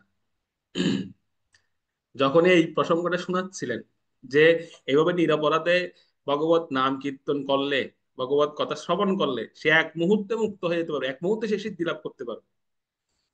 এটা এটা এটা যদিও বলার কথা, কিন্তু এটা কি বিশ্বাসযোগ্য কথা? সেজন্য রেফারেন্স চাই। রেফারেন্সটা দেওয়া হচ্ছে 13 নম্বর শ্লোকে, যে মহারাজ আমি নিজের থেকে কিছু বলছি না, আমি শাস্ত্রের রেফারেন্স থেকে আপনাকে বলছি। সেই রেফারেন্সটা কি? 13 নম্বর শ্লোকটা। হরে কৃষ্ণ, জয় শিল গুরু মহারাজ। স্কন্দ 2, অধ্যায় 1, শ্লোক নাম 13। তৎবাঙ্গ নাম রাজর্ষি নত্যেবত্যামিহ আয়ুষः মুহূর্তাৎ সর্বম উৎসৃজ্য গতবান অভয়ম হরিম। অনুবাদ: রাজর্ষি কঠাঙ্গ যখন জানতে পারলেন যে তার আয়ুর আর এক মুহূর্ত মাত্র অবশিষ্ট আছে, তিনি তৎক্ষণাৎ সমস্ত জড়জাগতিক বিষয় পরিত্যাগ করে শ্রীহরির অভয়পদে শরণাগত হয়েছিলেন। হরে কৃষ্ণ। হুম। একজন অত্যন্ত প্রতাপী রাজা ছিলেন মহারাজ। আমি আপনাকে মন গড়া কোনো কিছু বলছি না হে পরীক্ষিত মহারাজ। আপনাকে আমি এখন সেই সেই মহান প্রতাপী রাজার কথা কথা বলছি, যিনি এক মুহূর্তে ভগবত প্রাপ্তি হয়েছিল যার। সে রাজা আর কেউ নন, সে রাজা হচ্ছেন মহারাজ খট্টাঙ্গ। খট্টাঙ্গ মহারাজের কথা শোনালেন পরীক্ষিত মহারাজকে। অত্যন্ত প্রতাপী রাজা। দেবতারা যাকে দেবাসুর সংগ্রামে, যখন দেবাসুর সংগ্রাম হয় তখন দেবতারা যাকে পৃথিবী থেকে মানে মানে আমরা বলি না হায়ার করে নিয়ে গিয়েছিল, ভাড়া করে নিয়ে গিয়েছিল যুদ্ধ করার জন্য। দেখুন, তার মানে তিনি দেবতাদের থেকে শক্তিশালী ছিলেন। এটাই বোঝাচ্ছে একজন মানব হয়ে, একজন রাজা হয়ে যাকে দেবতারা নিয়ে যেতে পারেন, তার মানে হচ্ছে দেবতারা থেকে উনি শক্তিশালী ছিলেন, প্রতাপী ছিলেন। তো তিনি দেবাসুর সংগ্রামে প্রচন্ড প্রতাপের সঙ্গে যুদ্ধ করে দেবতাদেরকে জয় এনে এনে দিয়েছিলেন। দেবতারা জিতেছিল সেই সংগ্রাম। যুদ্ধ করতে করতে যখন তিনি পরিশ্রান্ত হলেন, ক্লান্ত হয়ে পড়লেন, তো তখন যুদ্ধ শেষ, দেবতারা জয়লাভ করলেন, স্বর্গরাজ্য আবার ফিরে পেলেন। তখন তিনি দেবতাদের কাছ থেকে বিদায় নিয়ে আসবেন। কিন্তু যখন তিনি বিদায় নিতে যাচ্ছিলেন তখন দেবতারা দেখতে পেলেন যে সকল দেবতাদের মুখ খুব কালো করে রেখেছে। তো তিনি দেবতাদের জিজ্ঞেস করেন, কি ব্যাপার, আপনারা এত বড় জয় লাভ করলেন, আপনাদের এত বড় বিজয় হলো, কিন্তু আমি চলে যাব, আমাকে বিদায় দিবেন, আপনারা কি আমাকে বিদায় দেওয়ার কারণে আপনারা মুখ কালো করে রেখেছেন, বা আপনারা মনোকষ্ট পাচ্ছেন? আপনারা চাইলেও তো আমি এখানে থাকতে পারবো না, কারণ আমার তো সংসার আছে, আমার পরিবার আছে, আমাকে তাদের কাছে ফিরে যেতে হবে, তারা আমার জন্য চিন্তা করছে। তো দেবতারা বলছিলেন, মহারাজ আমরা আসলে খুবই লজ্জিত, আমরা সেজন্য চিন্তা করছি না, আমরা সেজন্য মনোকষ্ট পাচ্ছি না। আমরা মনোকষ্ট পাচ্ছি এটা ভেবে যে আপনার আর এক মুহূর্ত সময় আছে, এক মুহূর্ত সময় পৃথিবীতে আপনার আছে, এরপরে আপনার মৃত্যু হবে। আমরা বুঝতে পারিনি, এই যুদ্ধে আমরা এতটাই লিপ্ত হয়ে পড়েছিলাম যে আমরা বুঝতেই পারিনি যে আপনার জীবনের অনেকগুলো সময় চলে গিয়েছে। তো খট্টাঙ্গ মহারাজ তখন বলছিলেন যে আমার কত সময় থাকতে পারে? বললেন যে আপনার মাত্র এক মুহূর্ত সময় আছে। তখন তিনি বললেন, দেবতারা উনাকে বলছিলেন যে আপনি আমাদেরকে এত বড় যুদ্ধে যে আপনি সহায়তা করেছেন, আপনি আমাদের কাছ থেকে একটা বর চান, কি বর আপনি চান? তখন খট্টাঙ্গ মহারাজ বললেন যে যদি আমাকে বর দিতেই হয় আমাকে এই বরে দিন আপনারা, আপনাদের স্বর্গে সবচেয়ে দ্রুত যান, মানে সবচেয়ে দ্রুত যে যানটি আছে, যে বাহনটি আছে, সেটি আমাকে দিন, যেন আমি এক মুহূর্ত সময়ের পূর্বে পৃথিবীতে পৌঁছাতে পারি। তো দেবতারা তখন বললেন, তথাস্তু, আপনাকে আমরা মন ও গতিতে, মানে মনের যে বেগ, সেই মনের বেগে আপনাকে আমরা পৃথিবীতে পাঠিয়ে দেব। দেবতাদের সকল শক্তি বলে ওনাকে মনোবেগে, মনের গতিতে পৃথিবীতে পাঠিয়ে দিয়েছিলেন খট্টাঙ্গ মহারাজ। কারণ তিনি আসা মাত্রই সঙ্গে সঙ্গে তিনি আর রাজ্যে ফিরে যাননি, ওনার রাজ্যে ফিরে যাননি, ওনার প্রাসাদে ফিরে যাননি। উনি তৎক্ষণাৎ উনি আসনে উপবিষ্ট হলেন এবং মনকে সম্পূর্ণরূপে ভগবানের চরণারবিন্দে নিযুক্ত করলেন। না স্ত্রী না পুত্র কারো দিকে তিনি আর দৃষ্টিপাত করলেন। আর এক মুহূর্ত পরে যখন ওনার মৃত্যু হলো, সঙ্গে সঙ্গে ওনার ভগবত প্রাপ্তি হয়েছে, ভগবানের ধামে প্রবেশ করেছে। এই কথাটা শ্রবণ করাচ্ছেন পরীক্ষিত মহারাজকে সুখদেব গোস্বামী পাদ, যে মহারাজ আপনি ভাবছেন হয়তো আপনার হাতে সময় কম, আপনি তো 7 দিন সময় পেয়েছেন, কিন্তু খট্টাঙ্গ মহারাজ ওনার হাতে সময় ছিল মাত্র এক মুহূর্ত। এক মুহূর্তটাকে তিনি কাজে লাগিয়েছেন। সেজন্য একটা বিষয়, একটা সাধারণ নীতি আমরা এখান থেকে পাই যে আসলে আমরা ব্যাংক ব্যালেন্স কেন করি, আমরা ব্যাংক ব্যালেন্স কেন করি, ব্যাংকে কেন টাকা জমাই? তার কারণটা হচ্ছে, উত্তরটা হবে এটাই যে ভবিষ্যতের কথা চিন্তা করে আমরা ব্যাংক ব্যালেন্স করি বা ব্যাংকে টাকা। বুদ্ধিমানের, যারা বুদ্ধিমান সাধারণত। আর যার যার কোনো ব্যাংক ব্যালেন্স নেই, আমরা তাকে কি বলি, এই সে হচ্ছে বোকা, সে তার ভবিষ্যতের কোনো চিন্তাই করেনি, মানে তার কোনো ভবিষ্যৎ চিন্তা নেই। আমরা ভবিষ্যৎ জীবনকে নিরাপদ সুনিশ্চিত এসব করার জন্যই তো আমরা ব্যাংক ব্যালেন্স করছি। সেই জন্য যে ব্যাংক ব্যালেন্স করে সে হচ্ছে বুদ্ধিমান, আর যার কোনো ব্যাংক ব্যালেন্স নেই সে হচ্ছে বোকা। আমাকে একজন একজন আমার খুব অত্যন্ত প্রিয় ব্যক্তি, উনি আমাকে একদিন মানে অত্যন্ত প্রিয় বলতে আমি আমার আমার আমার সঙ্গে উনি অনেক সময় এই এই বিষয়গুলো নিয়ে আলোচনা করেন, শাস্ত্র নিয়ে কথা হয় ওনার সঙ্গে। তো শাস্ত্র বিষয়ে যেহেতু কথা হয় খুব ভালো লাগে কথা বলে। তো উনি একদিন আমাকে কথায় কথায় বলছিলেন যে আপনি হচ্ছেন বোকা, কেন আপনার কোনো ব্যাংক ব্যালেন্স নেই। তো আমি বলছি তাহলে চালাক কে? বলছে চালাক হচ্ছে সেই যার ব্যাংক ব্যালেন্স আছে। কারণ আপনার ব্যাংক ব্যালেন্স নেই মানে আপনার আপনার কোনো ভবিষ্যৎ ফিউচার নেই, ফিউচার কোনো আপনার আপনার ভবিষ্যৎ অনিরাপদ। তখন আমি ভাবছিলাম এরকম যে দেখুন, আমরা আহ, ভবিষ্যৎকে আসলে সুন্দর সুনিশ্চিত নিরাপদ এসব করার জন্য আমরা ব্যাংক ব্যালেন্স গুলো করি। জীবনে বেশিরভাগ লোকেই এটা করে। কিন্তু বেশিরভাগ ক্ষেত্রে আপনি যদি একটু বিচার করে দেখেন তাহলে দেখবেন যে বেশিরভাগ লোকেই কিন্তু তার এই এই এই জমানো টাকা বা তার যে এই জমানো অর্থ সেটি ভোগ করে যেতে পারেন না। বেশিরভাগ লোক, বেশিরভাগ লোকের ক্ষেত্রে দেখা যায় যে তারা কিন্তু ওই জমানো টাকাটা রেখেই তাদের চলে যেতে হয় বা তাদেরকে বিদায় নিতে হয়। তথাপি কিন্তু আমরা করি আসলে পরবর্তী জীবনকে সুখময় সুন্দর বা নিরাপদ করতে আমরা মানে আমরা আমাদের ভবিষ্যৎ জীবনটাকে নিরাপদ বা সুখময় করার জন্য আমরা ব্যাংক ব্যালেন্স করছি। কিন্তু আমরা একটিবারও ভাবি না যে এই যে আমি জমাচ্ছি সেই টাকাটাকে আমি ভোগ করে যেতে পারবো, বা আমি আমি এটা এটার কোনো বেনিফিট আমি প্রাপ্ত হব। বেশিরভাগ কিন্তু আমরা প্রাপ্ত হই না। সেজন্য এখানে একটা বিষয়, আলোচ্য বিষয়, সেটা হচ্ছে যেরকম আমরা ব্যাংক ব্যালেন্স করাটাকে আমরা বুদ্ধিমানের কাজ বলে মনে করি, একইভাবে পরবর্তী জীবনটা আমার কেমন হবে তার জন্য কি আমি ব্যাংক ব্যালেন্স কিছু করছি, তার জন্য কি আমি কিছু জমাচ্ছি? এটা সত্য কথা যে হ্যাঁ, যার যার এরকম ব্যাংক ব্যালেন্স আছে সে হয়তো বুদ্ধিমান, তার বিপদে হয়তো সে সেখান থেকে কিছু অর্থ পাবে বা সেখান থেকে কিছু সাহায্য পাবে। যা ভালো, ভালো কথা। কিন্তু এই জন্মটা তো চলে গেল, বা এই জন্ম যদি আমরা হঠাৎ করে দেখা গেলো এই জন্মটা আমি আমি আমি আমি আমার মৃত্যু হলো, তো পরবর্তী জীবনের জন্য আমি কি ব্যালেন্স করলাম, কি জমালাম? বেশিরভাগ তো আমরা শুধু এই জন্মটার কথা চিন্তা করি। এই জন্য আমি কতটা ব্যাংক করতে পারলাম, কতটা ফিক্সড ডিপোজিট আমার থাকলো, কতটা টাকা আমি ডিপোজিট করতে পারলাম। কিন্তু একটিবারও ভাবছি না যে এরপরে নেক্সট যে জন্মটা পাবো তার জন্য আমি কি ডিপোজিট করছি, তার জন্য আমি কি জমাচ্ছি। তার জন্য কি আমি আমি আমি আমি কোনো রকমের কোনো রকমের আমার আমার কোনো জিনিস আমি জমাচ্ছি, কোনো কিছু আমি গ্রহণ করছি কি, বা তার জন্য কোনো ব্যবস্থা নিচ্ছি কি? উত্তর আসবে না। তাহলে সত্যিই তো আমি বোকা। রিয়েল বোকাটা হচ্ছে সে যে কেবল এই জন্মে সে ব্যাংক ব্যালেন্স করছে ঠিকই, কিন্তু পরবর্তী জন্মের জন্য কোনো চিন্তাই করছে না, সে হচ্ছে বোকা। আর চালাক হচ্ছে কে? যার হয়তো এই জন্মে কিছুই নেই, না থাকতে পারে বা থাকতে পারে, কোনো অসুবিধা নেই, কিন্তু সে পাশাপাশি পরবর্তী জন্মের জন্য, পরবর্তী জীবনের জন্য সে কিছু সঞ্চয় করছে, সে হচ্ছে প্রকৃত চালাক। তাই হে মহারাজ, যদি খট্টাঙ্গ এক মুহূর্ত সময়কেও কাজে লাগাতে পারে তাহলে আপনি কেন চিন্তা করছেন? সুখদেব গোস্বামী বলছেন আপনি কেন চিন্তা করছেন, আপনার হাতে 7 দিন সময় আছে।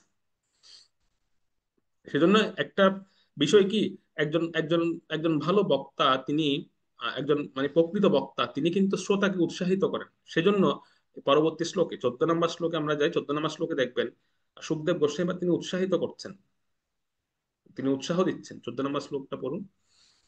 হরে কৃষ্ণ। শ্রীমদ্ ভাগবতম দ্বিতীয় স্কন্ধ প্রথম অধ্যায় শ্লোক নং 14। তবাপ্যেতর্हि কৌরব্য সপ্তাহম জীবিতাবধিः উপকল্পয় তৎসর্বং তাবদ্যৎ সাম্প্রদায়িকম। অনুবাদ: হে কুরুবংশ প্রদীপ মহারাজ পরীক্ষিত, আপনার আয়ুষ্কালের আর মাত্র 7 দিন অবশিষ্ট আছে। অতএব এই সময়ের মধ্যে আপনার পারলৌকিক উদ্দেশ্য সাধন করুন। তো এখানে খুব গুরুত্বপূর্ণ বিষয় যে শ্রী সুখদেব গোস্বামী বা তিনি উৎসাহিত করছিলেন মহারাজ পরীক্ষিতকে। উৎসাহিত করার কারণটা হচ্ছে এই যে ভক্তি জীবনে উৎসাহটা খুব গুরুত্বপূর্ণ একটা বিষয়। ভক্তিতে উৎসাহ, এটা কিন্তু দরকার আছে। উৎসাহবিহীন ভক্তির অগ্রগতি হয় না। আমরা পড়ি না ভক্তিতে উৎসাহ নিশ্চয় তত্ত্ব কর্ম প্রবর্তনা। তো উৎসাহটা খুব গুরুত্বপূর্ণ, যথার্থ, তবে সেটা যথার্থ ব্যক্তি হতে উৎসাহটা লাভ করা উচিত একজন যথার্থ ব্যক্তির কাছ থেকে। পরীক্ষিত মহারাজের সামনে বহুজন বহু পন্থার কথা বলেছিলেন সে সময়, বিভিন্ন আচার অনুষ্ঠানের কথা বলেছিলেন সে সময়। কিন্তু ছিল সুখদেব গোস্বামী উনাকে কেবল অনুকূল, কোন বিষয়টা অনুকূল, কোন বিষয়টা করণীয়, এবং কোন জিনিসটা আন্তরিকতার সহিত করা উচিত আমাদের, সেই প্রসঙ্গটাই কিন্তু বলছেন এখানে, কিন্তু অন্য কোনো পন্থার কথা তিনি বলছেন না। বর্তমানে আমাদের হয়ে গেছে এরকম যে আমাদের যদি কেউ কোনো কিছু সাজেশন করেন, তখন আমরা কি করি, আনুষ্ঠানিকতাটাকে বেশি গুরুত্ব দিই, আনুষ্ঠানিকতাকে বড় করে দেখি। আমরা আমরা মূল বিষয়টা কি, মূল মূল আসলে আমার করণীয়টা কি, সেটা কিন্তু আমরা বিচার করি না। আমরা আনুষ্ঠানিকতাটাকে বেশি প্রাধান্য দিই বর্তমানে। মানে ধরুন, ধরুন কাউকে বললাম যে যে যে প্রভু আপনার ঘরে এই অনুষ্ঠানটা করুন, বা এই এই এই বিষয়টা করুন, তখন দেখবেন উনি সেখানে একদম খাওয়া দাওয়া সাজসজ্জা, তারপর আর কি আছে আরো, মানে যেগুলো আছে আর কি, এগুলোকে এত প্রাধান্য দেন যে সেখানে শ্রবণ কীর্তনটাই গৌণ হয়ে যায় তখন। বেশিরভাগ ক্ষেত্রে যখন আমরা তো বিভিন্ন মানে প্রচারের স্বার্থে হয়তো বিভিন্ন জায়গায় যেতে হয়, কারো ঘরে কোনো অনুষ্ঠানে গেলাম, দেখা গেল যে ঘরের যারা, মানে যারা ঘরের যারা মালিক ঘরের যারা আছেন, তাদেরকে কোনো শ্রবণ কীর্তনে পাওয়া যায় না। তারা কোথায়, কেউ রান্না করে, কেউ পূজার করে, কেউ এটা নিয়ে ব্যস্ত, কেউ ওটা ওইটা নিয়ে ব্যস্ত। ডাকলে বলে যে প্রভু আমি রান্না করছি, আমি ব্যস্ত আছি। তাহলে বাবা এই অনুষ্ঠানটা আয়োজন করলেন কেন? যিনি এসেছেন তার মুখ থেকে তো কিছু শুনতে হবে, শ্রবণে তো মঙ্গলটা হবে। তো সেজন্য পরীক্ষিত মহারাজকে সুখদেব গোস্বাইপাদ এটাও বলে দিচ্ছেন যে মহারাজ, আনুষ্ঠানিকতা দিয়ে তাৎপর্য বললে পাবেন। সেখানে প্রভুপাদও লিখেছেন এটা, যে বর্তমানে আমরা সব আনুষ্ঠানিকতা দেখাচ্ছি, আনুষ্ঠানিকতাকে বেশি প্রাধান্য দিচ্ছি, কিন্তু যে জিনিস দুটো প্রয়োজন সেটা হচ্ছে কি, অনুকূল এবং আন্তরিকতা। অনুকূল এবং আন্তরিকতা। যেমন যারা যারা ভাগবত সপ্তাহ আয়োজন করতে চান, অনেকে বলছেন ভাগবত সপ্তাহ আয়োজন, ভাগবত সপ্তাহ আয়োজন, ওই দেখবেন সেখানেও আনুষ্ঠানিকতাটাকে বেশি প্রাধান্য দেওয়া হবে। খাবার দাবার কি হচ্ছে, প্রসাদ কি হচ্ছে, তারপরে লাইটিং কি, ডেকোরেশন কি, সব এগুলো। কিন্তু শ্রবণের বেলায় কাউকে পাবেন না। শ্রবণের বেলায় দেখবেন সব অন্য কিছু নিয়ে ব্যস্ত আছে। তো পরীক্ষিত মহারাজ বা সুখদেব গোস্বামীপাদের এই এই চিত্রটি দেখলে আমরা বুঝতে পারি আসলে ওখানে কিন্তু ব্যবস্থাপনা কি ছিল। দেখুন তো প্রসাদের কোনো অ্যারেঞ্জমেন্ট আছে কিনা, নাই তো। যিনি শ্রোতা তিনি তো উপবাস, তিনি প্রায় উপবেশনে বসেছেন। আর যেহেতু শ্রোতাই উপবাসী, মানে মানে যিনি প্রধান শ্রোতা যজমান তিনি উপবাসী, তাহলে আর বাকি শ্রোতারাও সেরকম বসে আছেন। বাকি শ্রোতারা বলছে যে আমাদের কপালও আজকে প্রসাদ নাই। 7 দিন ধরে কি প্রসাদের আয়োজন ছিল সেখানে দেখুন। না শ্রোতার জন্য প্রসাদের আয়োজন আছে, না বক্তার জন্য প্রসাদের আয়োজন, কোনো কোনো কিছু নেই, কেবল শ্রবণ, শ্রবণ আর কীর্তনটাই চলছিল 7 দিন ব্যাপী। কিন্তু এখন আমরা করি, আমাদের সেখানে আনুষঙ্গিক বিষয়গুলো করতে করতে মূল বিষয়টা থেকে আমরা বাদ পড়ে যাই, আমরা মূল বিষয়টা বাদ দিয়ে দিই।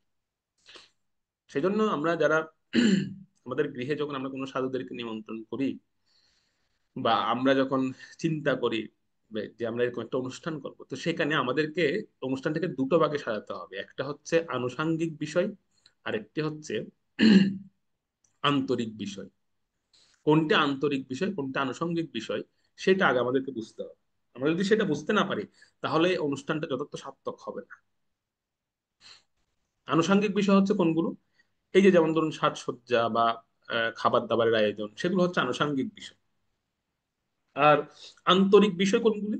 সেগুলো হচ্ছে, আন্তরিক বিষয়টা হচ্ছে যিনি যজমান, মানে যিনি হচ্ছে ঘরের কর্তা, তিনি প্রথমত ওনার ওনার কোনো ওনার ওনার আগে জিজ্ঞাসা থাকতে হবে। উনি জিজ্ঞাসাটা প্রথমেও করতে পারেন বা জিজ্ঞাসাটা পরেও করতে পারেন।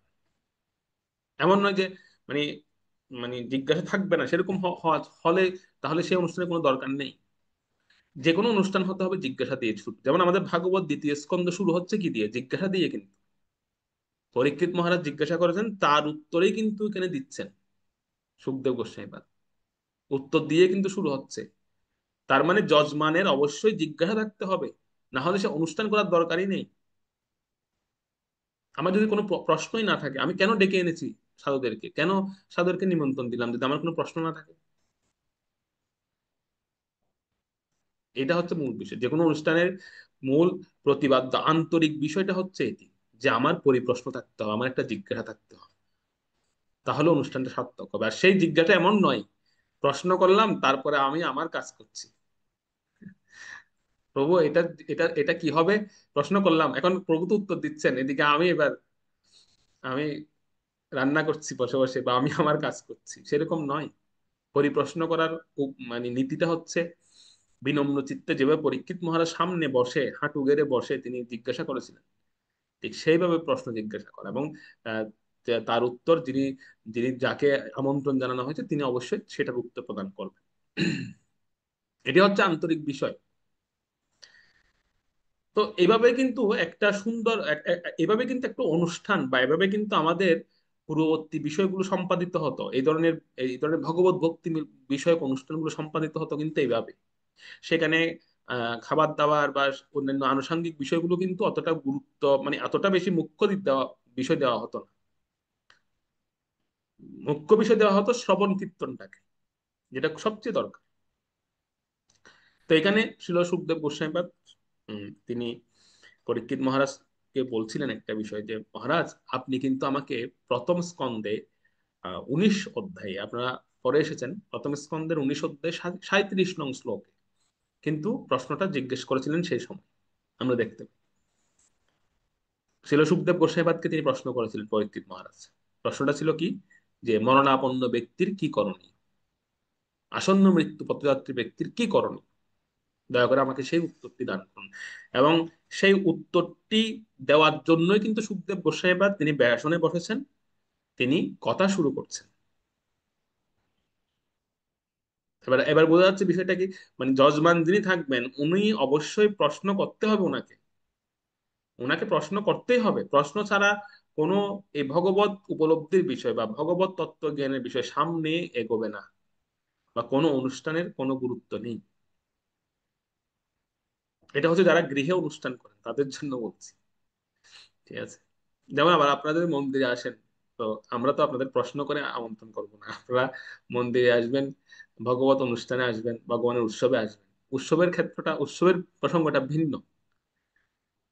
মানে আমরা যারা আমরা মঠে বাস করছি, আমরা কিন্তু কাউকে প্রশ্ন করে এখানে আমন্ত্রণ করবো না আপনাদের, বা আপনাদের ভয় নেই, আপনাদের কাছে কোনো প্রশ্ন জিজ্ঞাসা করা হবে না। কিন্তু আপনারা যখন কোনো সাধু সন্তকে আপনার গৃহে আমন্ত্রণ করবেন, অবশ্যই উনাকে পরিপ্রশ্ন জিজ্ঞেস করবেন। এটা রীতি, মানে এটা হচ্ছে ভগবত ভক্তিতে অগ্রগতির একটা রীতি। আমরা 6 রকমের আহ আহ প্রীতি বিনিময় আমরা পড়েছি না উপদেশামৃতে, দদাতি প্রতিগিন্নাতি গুজ্জমাখ্যাতি পৃচ্ছতি। তো ভুংতে বোঝয়তে এটা কিন্তু পরে আছে, আমরা প্রথমেই ভুংতে বোঝয়তে চালিয়ে দিই, যে খাওয়ার জন্য নিমন্ত্রণ, ও খেতে আসতে হবে। মানে আমরা ভুংতে বোঝয়টাকে আমরা প্রথমেই কিন্তু আমরা মানে এটাকে করি প্রথমেই। কিন্তু তার আগে আরো আরো আরো 4টি কার্য করতে হবে: দদাতি প্রতিগিন্নাতি এবং গুজ্জমাখ্যাতি পৃচ্ছতি। তারপরে আসবে ভুংতে বোঝয়তে, ঠিক আছে? আবার কেউ কেউ এমন করবেন না যে আজকে থেকে তাহলে বৈষ্ণব সেবায় খাবার দাবার বন্ধ, সেটা বলছি না। বৈষ্ণব সেবায় খাবার দাবার করবেন, কিন্তু বাকি বাকি কাজগুলো একটু করবেন, এগুলো হচ্ছে খুব গুরুত্বপূর্ণ। তো সেজন্য এখানে সুখদেব গোস্বামীপাদ তিনি পরীক্ষিত মহারাজকে বলছিলেন যে আপনি কিন্তু আমাকে 19 অধ্যায়ে, প্রথম স্কন্ধের 19 অধ্যায়ে 37 নং শ্লোকে একটা প্রশ্ন জিজ্ঞাসা করেছিলেন, আপনার মনে আছে সেটি? যে মরণাপন্ন ব্যক্তির কি করণীয় এবং সমগ্র মানব সমাজের কি করণীয়, এভাবে প্রশ্ন করেছিলেন এবং তার উত্তরেই তিনি প্রদান করছিলেন। তবে এই এই এই জায়গায় যেখানে এই জ্ঞান আলোচনা হচ্ছিল, এই তত্ত্বকথা আলোচনা হচ্ছিল, সেখানে কিছু ঋষিরা সুখদেব গোস্বামীপাদ আসার পূর্বে পরীক্ষিত মহারাজকে বিভিন্ন মত, বিভিন্ন পন্থার কথা বলছিলেন। আপনারা শুনেছেন সে প্রসঙ্গটা। কেউ কেউ বিভিন্নভাবে উপদেশ করছিলেন যে এটা করুন, এটা করুন, ওটা করুন, এবার বিভিন্নভাবে ওনাকে উপদেশ করছিলেন, তারা যেন মনে কষ্ট না পান। সেজন্য প্রথমেই কিন্তু মুখ্য বিষয়টি আলোচনা করছেন না। কে? সুখদেব গোস্বামী। তো প্রথমে কিন্তু মুখ্য বিষয় আলোচনা হচ্ছে না, মনে রাখবেন। সেজন্য প্রথমে তিনি কিছু বিষয়ের অবতারণা করবেন পরবর্তী শ্লোকগুলোতে, যেগুলো হচ্ছে ভগবত ভক্তিতে প্রবেশের প্রাথমিক করণীয়। মানে আমাদের প্রথমে কি কি করতে হবে, ভগবত ভক্তিতে প্রবেশ করতে গেলে আমাদের কি কি করণীয়, সেই প্রসঙ্গগুলোই বলবেন। কিন্তু মুখ্য বিষয়টা কখন বলবেন সেটাও আপনারা জেনে রাখুন, সেটা আপনারা লিখে রাখতে পারেন। সেটা হচ্ছে দ্বিতীয় স্কন্দের দ্বিতীয় অধ্যায়ে 33 থেকে 37 নং শ্লোকে মুখ্য বিষয়টা বলা হবে সেখানে। মানে যে প্রশ্নটা হয়েছিল 37 নং শ্লোকে প্রথম স্কন্ধ 19 অধ্যায়ে, সে প্রশ্নের মুখ্য উত্তর হবে দ্বিতীয় অধ্যায়ের 33 থেকে 37 নং শ্লোক, মুখ্য উত্তর হবে। তাহলে বলতে পারেন তারা এখন যে উত্তরগুলো দিচ্ছেন তিনি, সেগুলো কি? সেগুলো হচ্ছে ভক্তিতে প্রবেশের পূর্বে কিছু আমাদের কিছু গৌণ কার্য করতে হবে। গৌণ কার্যের মধ্যে প্রথম কি?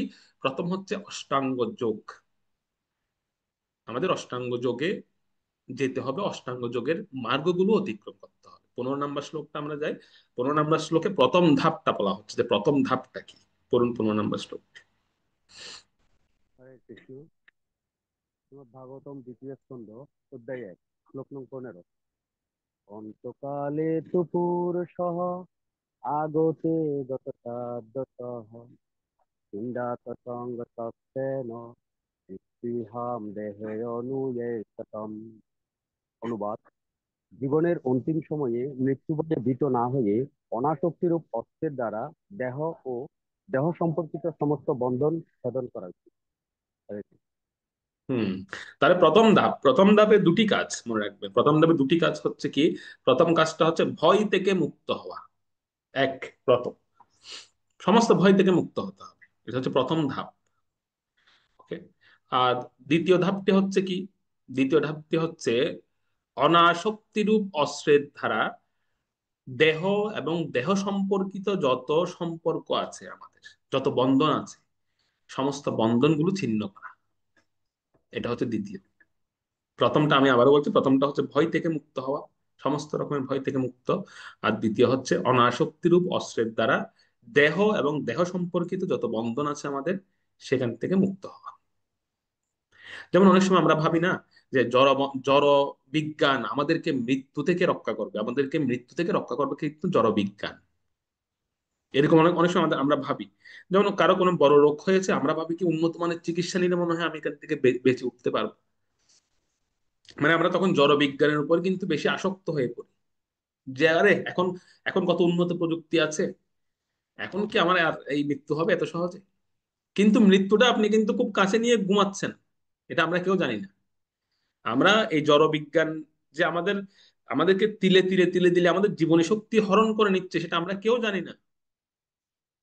ম্যাক্সিমাম দেখবেন, ম্যাক্সিমাম ব্যক্তিরা এরা প্রত্যেকে রাতের বেলা ঘুমানোর সময় মোবাইল ফোনটা পাশে নিয়ে ঘুমান। এটা ম্যাক্সিমাম বক্তরা করে, ম্যাক্সিমাম ব্যক্তিরা করে।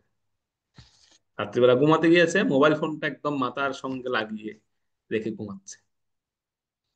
আর এই মোবাইল থেকে যে রেডিয়েশনটা বের হয়, সেটা কিন্তু আমাদের জীবনী শক্তিটাকে নষ্ট করে দিচ্ছে।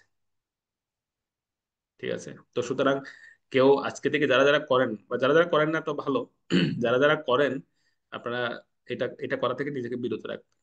তাৎপর্য প্রভুপাত লিখেছেন যে জড় বিজ্ঞানকে আশ্রয় করে তুমি বাঁচতে যাচ্ছ, সেই জড় বিজ্ঞানের এমন এমন কিছু বস্তু আছে যেগুলো তোমার জীবনী শক্তিটাকে হরণ হরণ করে নিচ্ছে দিন দিন, তুমি জানো না। আর তার মধ্যে সর্বোত্তম হচ্ছে, মানে সর্বশ্রেষ্ঠ বর্তমানে হচ্ছে মোবাইল। এটা তো ভয়ঙ্কর, যারা অনেকে দেখবেন মাথার পাশে নিয়ে ঘুমাচ্ছে মোবাইল থেকে রাত্রিবেলা। তো দয়া করে এই এই এই কাজটা করবেন না কেউ। তো এই যে জড় বিজ্ঞান আমাদের জীবনী শক্তিটাকে হরণ করে নিচ্ছে, এটা তো গেল একটা। দ্বিতীয় দ্বিতীয় বিষয়টা হচ্ছে আত্মীয় স্বজন, যাদের ছেড়ে যেতে হবে বলে আমরা অনেক সময় ভয় পাই। তাদের ছেড়ে যেতে হবে বলে আমরা অনেক সময় ভয় পাচ্ছি। কত ভয় পাচ্ছি যে এদেরকে ছেড়ে কিভাবে যাবো আমি। বৈরাগ্যের কথা বললে দেখবেন তখন সবাই বলবে যে মানে এই বয়সে আবার কিসের বৈরাগ্য। অথবা কেউ কেউ হয়তো বৈরাগ্যের কথা ক্লাস পর্যন্ত সীমাবদ্ধ, কিন্তু ক্লাস শেষ ও বৈরাগ্য শেষ। এটা এটা এটা বাস্তব কথা বলছে আপনাদের। যা বা অনেকে অনেকে এরকম কমেন্টস তো করেছে যে প্রভু আসলে গৃহে থাকলে এইসব বৈরাগ্য বৈরাগ্যতা পালন করা যায় না। এগুলো আপনাদের জন্য, আমাদেরকে এগুলো বৈরাগ্যের কথা বলবেন না দয়া করে। বুঝতে পারছেন, এগুলো কিন্তু বলে, এগুলো আমি প্র্যাকটিক্যাল কথা আপনাদেরকে বলছি। কিন্তু একদিন সবার মধ্যে অটোমেটিক বৈরাগ্য আসে কোন দিন জানেন? সেদিন সেদিন ক্লাস লাগে না, সেদিন ক্লাস দিতে হয় না, সেদিন অটোমেটিক আসবে আপনার জীবন বৈরাগ্য। সেদিন হচ্ছে যেদিন আপনি বার্ধক্যে যাবেন, অথবা এক অতি মানে মানে ভয়ঙ্কর কোনো রোগগ্রস্ত হবে। সেদিন কিন্তু আপনার মধ্যে অটোমেটিক বৈরাগ্য আসবে। কেন বৈরাগ্য আসবে জানেন? কারণ তখন আপনি এই আত্মীয় স্বজনের কাছ থেকে তুচ্ছ তাচ্ছিল্যের শিকার হবেন। যে আত্মীয় স্বজনকে আপনি পরিত্যাগ করতে ভয় পাচ্ছেন, তাদের কাছ থেকে কিন্তু আপনি তুচ্ছ তাচ্ছিল্যের শিকার হবেন। কোন দিন জানেন? যেদিন আপনার বার্ধক্য আসবে সেদিন। আর হচ্ছে যেদিন আপনি কোনো দুরারোগ্য ব্যাধিতে আক্রান্ত হবেন সেদিন। সে যেই হবে হোক, আমি হয়তো খুব কঠোর ভাবে বলছি, কিন্তু এটা বাস্তবতা, চরম বাস্তবতা। সেদিন অটোমেটিক আপনার মধ্যে বৈরাগ্য আসবে। আপনি সেদিন আপনি জল চাইবেন, আর আপনাকে 3 ঘন্টা পরে জল এনে দেওয়া হবে। একবার জল চাইলে দেবে না, 3 বার জল চাইতে হবে, তারপর আপনাকে জল দেওয়া হবে। সেই দিনটাই আপনি বুঝতে পারবেন যে আমি যাদের জন্য কাদের জন্য আমি করলাম, কাদের জন্য আমি এত কিছু করি। তাৎপর্যের একটা অংশ আছে। তাৎপর্যের এটা হচ্ছে, আমি আসলে নিজের থেকে বলছি না, আমি সেজন্য প্রভুপাদ তাৎপর্যগুলো বারবার দেখাচ্ছি আপনাদেরকে। তাৎপর্যে প্রভুপাদ এই বিষয়টাকে ঘুম এবং স্বপ্নের সঙ্গে তুলনা করেছেন, ঠিক আছে? যে আমাদের মৃত্যুটা তো তাৎপর্য শেষের দিকে একটু আসুন। সেখানে একজন একটু পড়বেন, এখানে উল্লেখ করা হয়েছে যে, ওখান থেকে একজন পড়ুন তো। তাৎপর্য শেষের দিকে এখানে একটু দেখছি। হ্যাঁ, এই যে এখান থেকে। হরে কৃষ্ণ। এখানে উল্লেখ করা হয়েছে যে সমস্ত পারিবারিক আসক্তির বাসনা পরিত্যাগ করা উচিত, উন্নততর বাসনা লাভের প্রচেষ্টা করা কর্তব্য। তা না হলে এই প্রকার কুৎসিত বাসনাগুলি পরিত্যাগ করা সম্ভব হবে না। বাসনা জীবের সঙ্গে অঙ্গাঙ্গিভাবে জড়িত। জীব নিত্য এবং তাই এর বাসনাও নিত্য। তাই মানুষ ইচ্ছা করা ছেড়ে দিতে পারে না, তবে ইচ্ছার বিষয়বস্তু পরিবর্তন করা যায়। তাই ভগবদ্ধামে ফিরে যাওয়ার বাসনা বিকশিত করা অবশ্যই কর্তব্য, এবং তার ফলে জড় লাভ, জড় প্রতিষ্ঠা, জড় যশ ইত্যাদির বাসনাগুলি ভগবত ভক্তি বিকাশের মাত্রা অনুসারে হ্রাস পেতে থাকবে। জীবের কর্তব্য হচ্ছে সেবা করা, এবং সেই সেবার প্রবণতাকে কেন্দ্র করে তার সমস্ত বাসনা, রাষ্ট্রপ্রধান শুরু থেকে শুরু করে পথের নগণ্য ভিক্ষুক পর্যন্ত সকলেই কারো না কারো সেবা করছে। এই সেবা বৃত্তির পূর্ণতা তখনই প্রাপ্ত হওয়া যায় যখন সে সেবার বাসনা জড় বস্তু থেকে আত্মা অথবা শয়তান থেকে পরমেশ্বর ভগবানে স্থানান্তরিত করা হয়। হরে কৃষ্ণ। আসলে এখানে বৈরাগ্যটা হচ্ছে কিরকম জানেন? বৈরাগ্যটা হচ্ছে এমন নয় যে আপনি মানে সবকিছু ত্যাগ করার কথা বলা হচ্ছে না, জাস্ট বাসনাটাকে পরিবর্তন করতে বলছে। বাসনাটা, আমাদের যে একটা বাসনা থাকে, আমাদের প্রত্যেকেরই তো ইচ্ছা আছে ছেলেকে নিয়ে, মেয়েকে নিয়ে, বা স্বামীকে নিয়ে, বা স্ত্রীকে নিয়ে। এই এই সমস্ত বাসনাগুলোকে পরিবর্তন, বাসনার মানসিকতাটাকে পরিবর্তন করতে বলা হচ্ছে। কারণ দেখবেন, আপনি একটা প্রবাদ তাৎপর্য একটা ঘুমের উদাহরণ দিয়েছেন, যে যখন আমরা ঘুমিয়ে পড়ি, আমরা যখন স্বপ্ন দেখি, তখন কিন্তু আমার দেহটা বিছানায় পড়ে থাকে ঠিকই, কিন্তু আমার যে বাসনাটা বা আমাদের চেতনাটা সেটা কিন্তু অনেক জায়গায় ঘুরে। তখন না স্বামী, না পুত্র, না কন্যা, এরা কিন্তু কেউ তখন আমার সঙ্গে থাকে না। আমার বাসনা, আমার মনটা কিন্তু তখন সূক্ষ্ম, আমার সূক্ষ্ম চেতনাটা কিন্তু তখন ঘুরছে বিভিন্ন জায়গায়। তখন কিন্তু কেউ আমার পাশে থাকে না, এবং আমার বাসনা যেমন, সে অনুসারেই কিন্তু আমি স্বপ্ন দেখি তখন। তো মৃত্যুটা হচ্ছে সেম। মৃত্যুটা হচ্ছে কেমন? যেরকম আমরা ধরুন 5 ঘন্টা বা 6 ঘন্টার জন্য ঘুমাচ্ছি, তার মধ্যে আমরা ধরুন 1-2 ঘন্টা স্বপ্ন দেখছি। তো আর মৃত্যুটা হচ্ছে হয়তো কয়েক মাসের স্বপ্ন অথবা কয়েক বছরের স্বপ্ন, মানে আত্মাটা অন্য দেহে না যাওয়া পর্যন্ত, আত্মাটা বাসনা অনুসারে অন্য দেহে না যাওয়া পর্যন্ত এটাও একটা স্বপ্নের মতো। কিন্তু সেজন্য এই স্বপ্ন, অলীক স্বপ্ন দেখে আমাদের আমাদের দেখা উচিত নয়। আমাদের উচিত হচ্ছে বাসনার মানসিকতাটাকে পরিবর্তন করে দেওয়া, যেটা প্রভুপাদ এখানে বলছেন। আসক্তি আমরা ত্যাগ করতে পারবো না, এটা অনেক কঠিন বিষয়, কিন্তু আসক্তির রুটটাকে, রাস্তাটাকে আমরা পরিবর্তন করতে পারি, আসক্তিটা ভগবত কেন্দ্রিক করতে পারি, প্রভুপাদ এখানে বলছে। কারণ একটা জিনিস আমাদের, এটা আমি গত ক্লাসে না মনে হয় এর আগের ক্লাসেও বলেছি, একজন ব্যক্তি তার একটা জীবনে সবকিছু পাবে না, সবকিছু তার আসবে না, সে প্রাপ্ত হবে না। এই চরম সত্যটা আমাদের মেনে নিতে হবে। একজন ব্যক্তির জীবনে সবকিছু হবে না একটা জীবন, তাকে কিছু কিছু ক্ষেত্রে ছাড় দিতে হবে। তো সেজন্য বাসনার বিষয়টাকে পরিবর্তন, কারণ মৃত্যুর পরে বাসনাটাই কিন্তু যাবে সঙ্গে, আর সেই বাসনা অনুসারে পরবর্তী দেহটা তৈরি হবে। তাহলে কেন আমি এই ধরনের বাসনা করব, কেন আমি এই ধরনের চিন্তা করব? তো সেই জন্য প্রভুপাদ এখানে বারবারই বলছে যে আমরা কত কিছু আকাঙ্ক্ষা করি, সেই আকাঙ্ক্ষার বিষয়টাকে পরিবর্তন করে দেওয়া উচিত, সেটা ভগবত কেন্দ্রিক করা উচিত। তবে এর জন্য কিছু ব্যবহারিক ধাপ আছে, যেগুলোকে অষ্টাঙ্গ যোগ প্রণালীও বলা হয়, যে কথাগুলো সুখদেব গোস্বামীপাদ বলছিলেন। 16তে বলবেন 3টি ধাপ। তো 16 নম্বর শ্লোকটিতে আমরা যাই। 16 নম্বর শ্লোকে 3টি ধাপের কথা বর্ণনা করা হচ্ছে, বলুন একটু।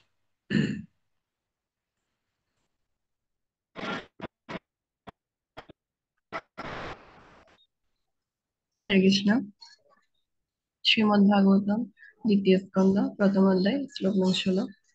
গৃহাৎ প্রব্রজিত ধীর পুণ্যতীর্থ জলাপ্লুতম শোচ বিবিক্ত আসীন বিধিবৎ কল্পিতাসনে। অনুবাদ: গৃহ থেকে নিষ্ক্রান্ত হয়ে আত্মসংযম অনুশীলন করা মানুষের কর্তব্য। কোন তীর্থস্থানে নিয়মিতভাবে স্নান করে তিনি যথাযথভাবে পবিত্র হবেন এবং নির্জন স্থানে আসন রচনা করে তাতে উপবেশন করবেন। হরে কৃষ্ণ।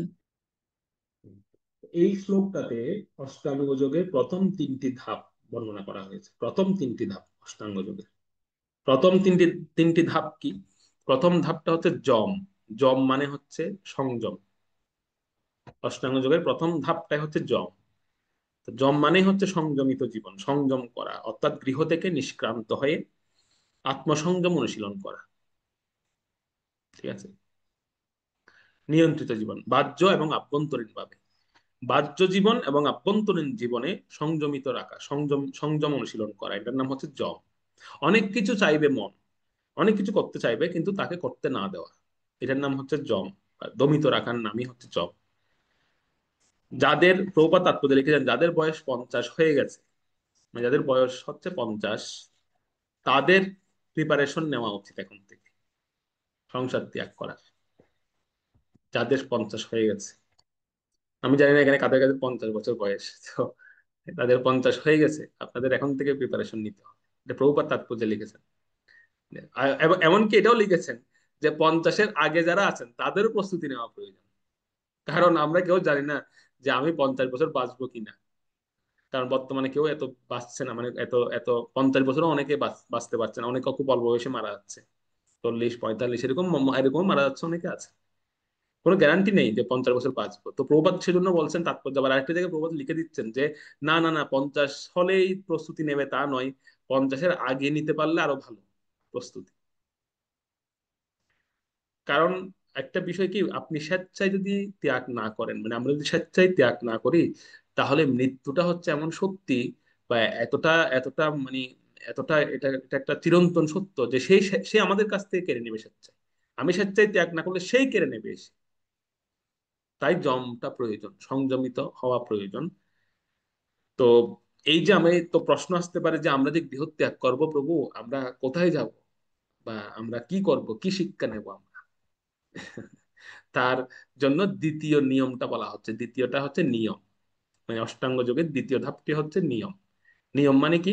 কোন তীর্থস্থানে গিয়ে বাস করা, পবিত্র ধামে গিয়ে বাস করা, স্নান করা, পবিত্র কুণ্ডে স্নান করা, এবং শিক্ষা গ্রহণ করা। 3টা বিষয়: পবিত্র কুণ্ডে স্নান, ধামবাস এবং শিক্ষা গ্রহণ করা উচিত। তাৎপর্যের মাঝের অংশটা একটু আমরা দেখব, সেটা খুব গুরুত্বপূর্ণ। কারণটা হচ্ছে এই যে আসলে যে ধামবাসের কথা বলছি, এখন আমরা ধামবাস করি ঠিকই, বা আমরা ধামে যাওয়ার চিন্তা করি ঠিকই, কিন্তু আমাদের মানসিকতাটা কেমন, সেটা প্রভুপাদ আজ থেকে বহু বছর পূর্বে উনি তাৎপর্য উনি বলে দিচ্ছেন যে আমাদের কি মানসিকতা নিয়ে আমরা আসলে ধামে যাই, সেটা তিনি বলে দিচ্ছেন এখানে। সেখানে আপনারা পাবেন মাঝের অংশ বুদ্ধিমান মানুষের, ওখান থেকে পড়ুন, বুদ্ধিমান মানুষের তাৎপর্যের মাঝের অংশ আছে এই যে, হ্যাঁ, এখানে বুদ্ধিমান মানুষদের আবশ্যিক কর্তব্য। হরে হরে বিমান কৃষ্ণ। মানুষ বলুন।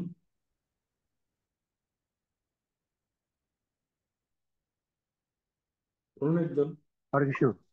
হরে কৃষ্ণ।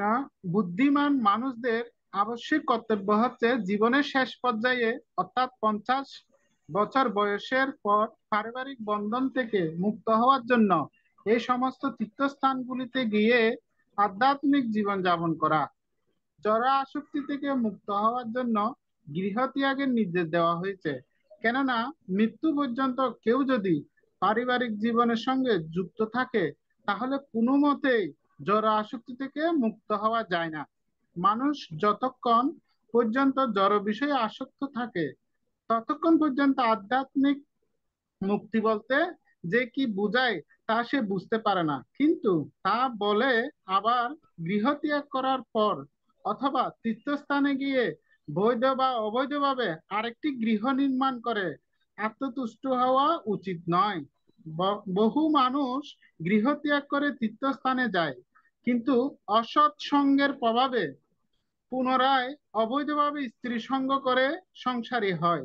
মায়ার মোহিনী শক্তি এতই প্রবল যে জীবনের প্রতিটি অবস্থায়, এমনকি সুখী গৃহ পরিত্যাগ করার পরেও মানুষ আবার বিভিন্ন প্রকার মোহের দ্বারা আচ্ছন্ন হয়ে পড়ে।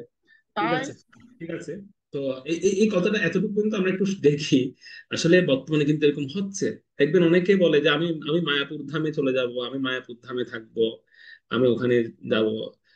কিন্তু পরে দেখা যায় ওখানে গিয়ে খবর নেবেন যে তার ওখানে গিয়ে একটা ফ্ল্যাট আছে, ফ্ল্যাট কিনে নেই, ওখানে একটা ফ্ল্যাট কিনে ওখানে বাড়ি নির্মাণ করে অবৈধভাবে। কিন্তু এখানে প্রবাদ লিখেছেন বৈধ এবং অবৈধ। একজন মানুষ সবকিছু ত্যাগ করে যাওয়ার জন্য রেডি হন, পরে দেখা যায় তিনি বৈধভাবে বা অবৈধভাবে সেখানে গিয়ে বাড়ি কিনা জায়গা কিনার সিদ্ধান্ত নেন। চিন্তা করেন, আমি সবকিছু ত্যাগ করে চলে যাচ্ছি, আমি সিদ্ধান্ত নিয়েছি যে আমি 50 বছর হয়ে গেছে আমার, আমি কোনো পবিত্র ধামে গিয়ে বাস করব। তাহলে ফ্ল্যাট কেন কিনছো ভাই, বাড়ি কেন বানাচ্ছো ওখানে গিয়ে? এই এই যে আশ্রম গিয়ে বাস করা, এইটার অর্থটাই আমরা বুঝতে পারি না। সেজন্য আমরা কিন্তু ওই যে মায়াপুর ধামে বা বৃন্দাবনে জায়গা কেনার চিন্তা করি, ফ্ল্যাট করার চিন্তা করি, বাড়ি নির্মাণ করার চিন্তা করি। আমরা কিন্তু অর্থটাই জানি না, আশ্রমিক জীবনের অর্থটা কি। আমরা বানপ্রস্থ আশ্রমে যেতে যাচ্ছি, তো বানপ্রস্থ আশ্রমে কখনোই নিজস্ব ফ্ল্যাট বা নিজস্ব বাড়িতে বাস করা উচিত না। এটা আশ্রম, মঠে বাস করতে হবে, সেটা তো পুরোপুরি আশ্রমে বাস করতে হবে। এটা তো আশ্রম, এটা এটা পরিবার। তাহলে সেই জন্য প্রভুপাত এখানে লিখছে যে আমি আমি এই এই বাড়ি নির্মাণ করছি বৈধ বা অবৈধভাবে, আমি সেখানে অবস্থান করছি, তাহলে এটা ত্যাগের কি হলো? সেখানে একই তো হলো। সেজন্য দেখবেন, সেজন্য কি হচ্ছে, এরা বিভিন্নভাবে অবৈধ সঙ্গের প্রতি আসক্ত হয়ে যাচ্ছে এবং সেখানে গিয়েও বিভিন্ন রকমের কুকর্ম করছে। এই কারণ প্রবাদ এখানে লিখেছেন সেটা, এই বিষয়টা। পুনরায় অবৈধভাবে স্ত্রী সঙ্গ করে সংসারী হয়। বুঝতে পারছেন, ত্যাগের জন্যই গিয়েছিল কিন্তু সেখানে। কিন্তু যেহেতু ত্যাগ প্রবৃত্তি মনে ছিল না, সেখানে জায়গা কিনেছে, বাড়িঘর করেছে, ফ্ল্যাট কিনছে, সেখানে গিয়ে আরো বেশি অপরাধ করছে। সেখানে গিয়ে সে আরো বেশি অবৈধ সঙ্গের প্রভাবে সে তার জীবনটাকে বিষময় করে তুলছে। তাহলে তো ভাই আগের জীবনটাই তোমার ভালো ছিল, তুমি আগের আগে যেখানে ছিলে সেটাই তো তোমার ভালো ছিল, কেন তুমি সেখানে শুধু শুধু থামে গেলে? ওকে, তাই এর এর পরেরটা পর্যন্ত বন্ধু, তাই যৌন লিপ্সা সর্বত হবে, ওখান থেকে বলুন তো। তাই যৌন লিপ্সা সর্বতোভাবে পরিত্যাগ পূর্বক ব্রহ্মচর্য পালন করে আত্মসংযম অনুশীলন করা উচিত। যে মানুষ তার সত্তার যথার্থ উন্নতি সাধন করতে চায় তার পক্ষে যৌন ক্রিয়া আত্মহত্যা করার মতো অথবা তার থেকে নিকৃষ্ট। তাই তাই সাংসারিক জীবন থেকে দূরে থাকার অর্থ হচ্ছে সব রকম ইন্দ্রিয় তৃপ্তি সাধনের চেষ্টা সম্পর্কে, বিশেষ করে যৌন বাসনা সম্পর্কে সংযত হওয়া। সেই অনুশীলনের বিধি হচ্ছে কুশ এবং কৃষ্ণাদিনের পবিত্র আসন উপবেশন করে উপরোক্ত নির্দেশ অনুসারে নিরাপরাধে ভগবানের নাম কীর্তন করা। এই প্রথাটির উদ্দেশ্য হচ্ছে মনকে জড়া শক্তি থেকে মুক্ত করে পরমেশ্বর ভগবানের শ্রী পাদপদ্মে নিবদ্ধ করা। এই সরল বিধিটি কেবল সর্বোচ্চ স্তরের পারমাত্মিক সাফল্য প্রদান করতে পারে। ওকে, তো আপনারা বুঝতে পারছেন যে প্রভুপাদ একদম সুন্দরভাবে আমাদেরকে বলেছেন যে আসলে বানপ্রস্থ আশ্রমের উদ্দেশ্য, লক্ষ্য উদ্দেশ্যটা কি হবে।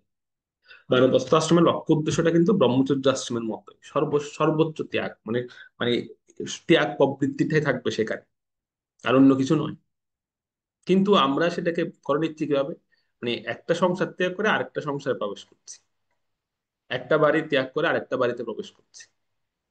এগুলো হচ্ছে বর্তমানে, মানে ধামে, আমি ধামে যাচ্ছি কেন, আমি এখানে হয়তো আমার উন্নত ভাবে ভোগ করা হচ্ছে না, উন্নত ভোগ তৃপ্তির জন্য আমি ধামে যাচ্ছি, সেরকম বিষয়টা।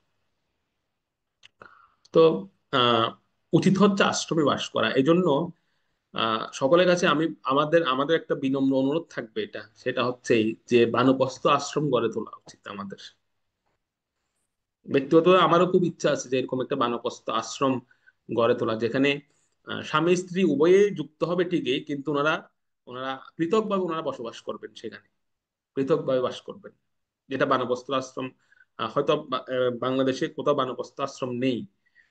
তো আমি ভারতবর্ষে দেখেছি যেখানে এরকম সুন্দর বানপ্রস্থ আশ্রম আছে, যেখানে ভক্তরা 50 বছরের ঊর্ধ্বে যারা আছেন ওনারা চলে এসেছেন।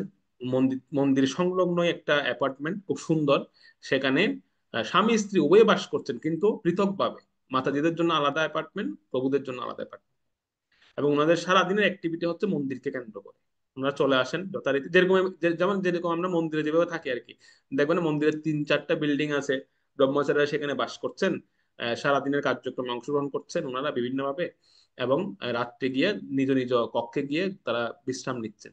তো বানপ্রস্থ আশ্রমের বিষয়টা হচ্ছে কিন্তু এরকম, ওনারা সারাদিন মন্দিরে সেবা করবেন এবং রাত্রিবেলা গিয়ে ওনারা নিজ নিজ কক্ষে অবস্থান করবেন। ওকে, তো এই জন্য যে জিনিসটা প্রয়োজন, বা এই জন্য যে বিষয়টা প্রয়োজন, সেটা হচ্ছে কি, এই এখানে প্রভুপাদ একটা জিনিসকে খুব গুরুত্ব দিয়েছেন, সেটা হচ্ছে কি যে কোনোভাবে আমাদেরকে ভোগ প্রবৃত্তির থেকে দূরে রাখা। এটাই হচ্ছে আশ্রমের মূল লক্ষ্য, মানে আমাদেরকে নিবৃত্তি মার্গে নেওয়া। কিন্তু এটার জন্য প্রয়োজন কি, এটার জন্য সেজন্য প্রয়োজন তৃতীয় ধাপে বলা হচ্ছে অষ্টাঙ্গ যোগের তৃতীয় ধাপে, এই জন্য আসনটাকে গুরুত্ব দেওয়া হয়েছে। আসনটা খুব গুরুত্বপূর্ণ। আসনটা কেন গুরুত্বপূর্ণ, কারণ যম, সংযমিত জীবন, এবং নিয়ম, নিয়ম মানে হচ্ছে কোনো পবিত্র তীর্থস্থানে বসবাস, এই দুটো জিনিস সম্পন্ন হবে যদি আমাদের আসন, তৃতীয়ত হচ্ছে আসন, আসনটা যদি ঠিক থাকে। আসনটা হচ্ছে কিরকম, একটা হচ্ছে সূচি এবং নির্জন কোন স্থান রচনা করা, খুঁজে বের করা। প্রথমত হচ্ছে স্থানটা অবশ্যই সূচি, পবিত্র হতে হবে, এবং নির্জন হওয়া চাই, সেরকম স্থানে উপবেশন করতে হবে। এবং উপবেশন করে কি করতে হবে, নিরপরাধে ভগবানের নাম জপ করতে হবে।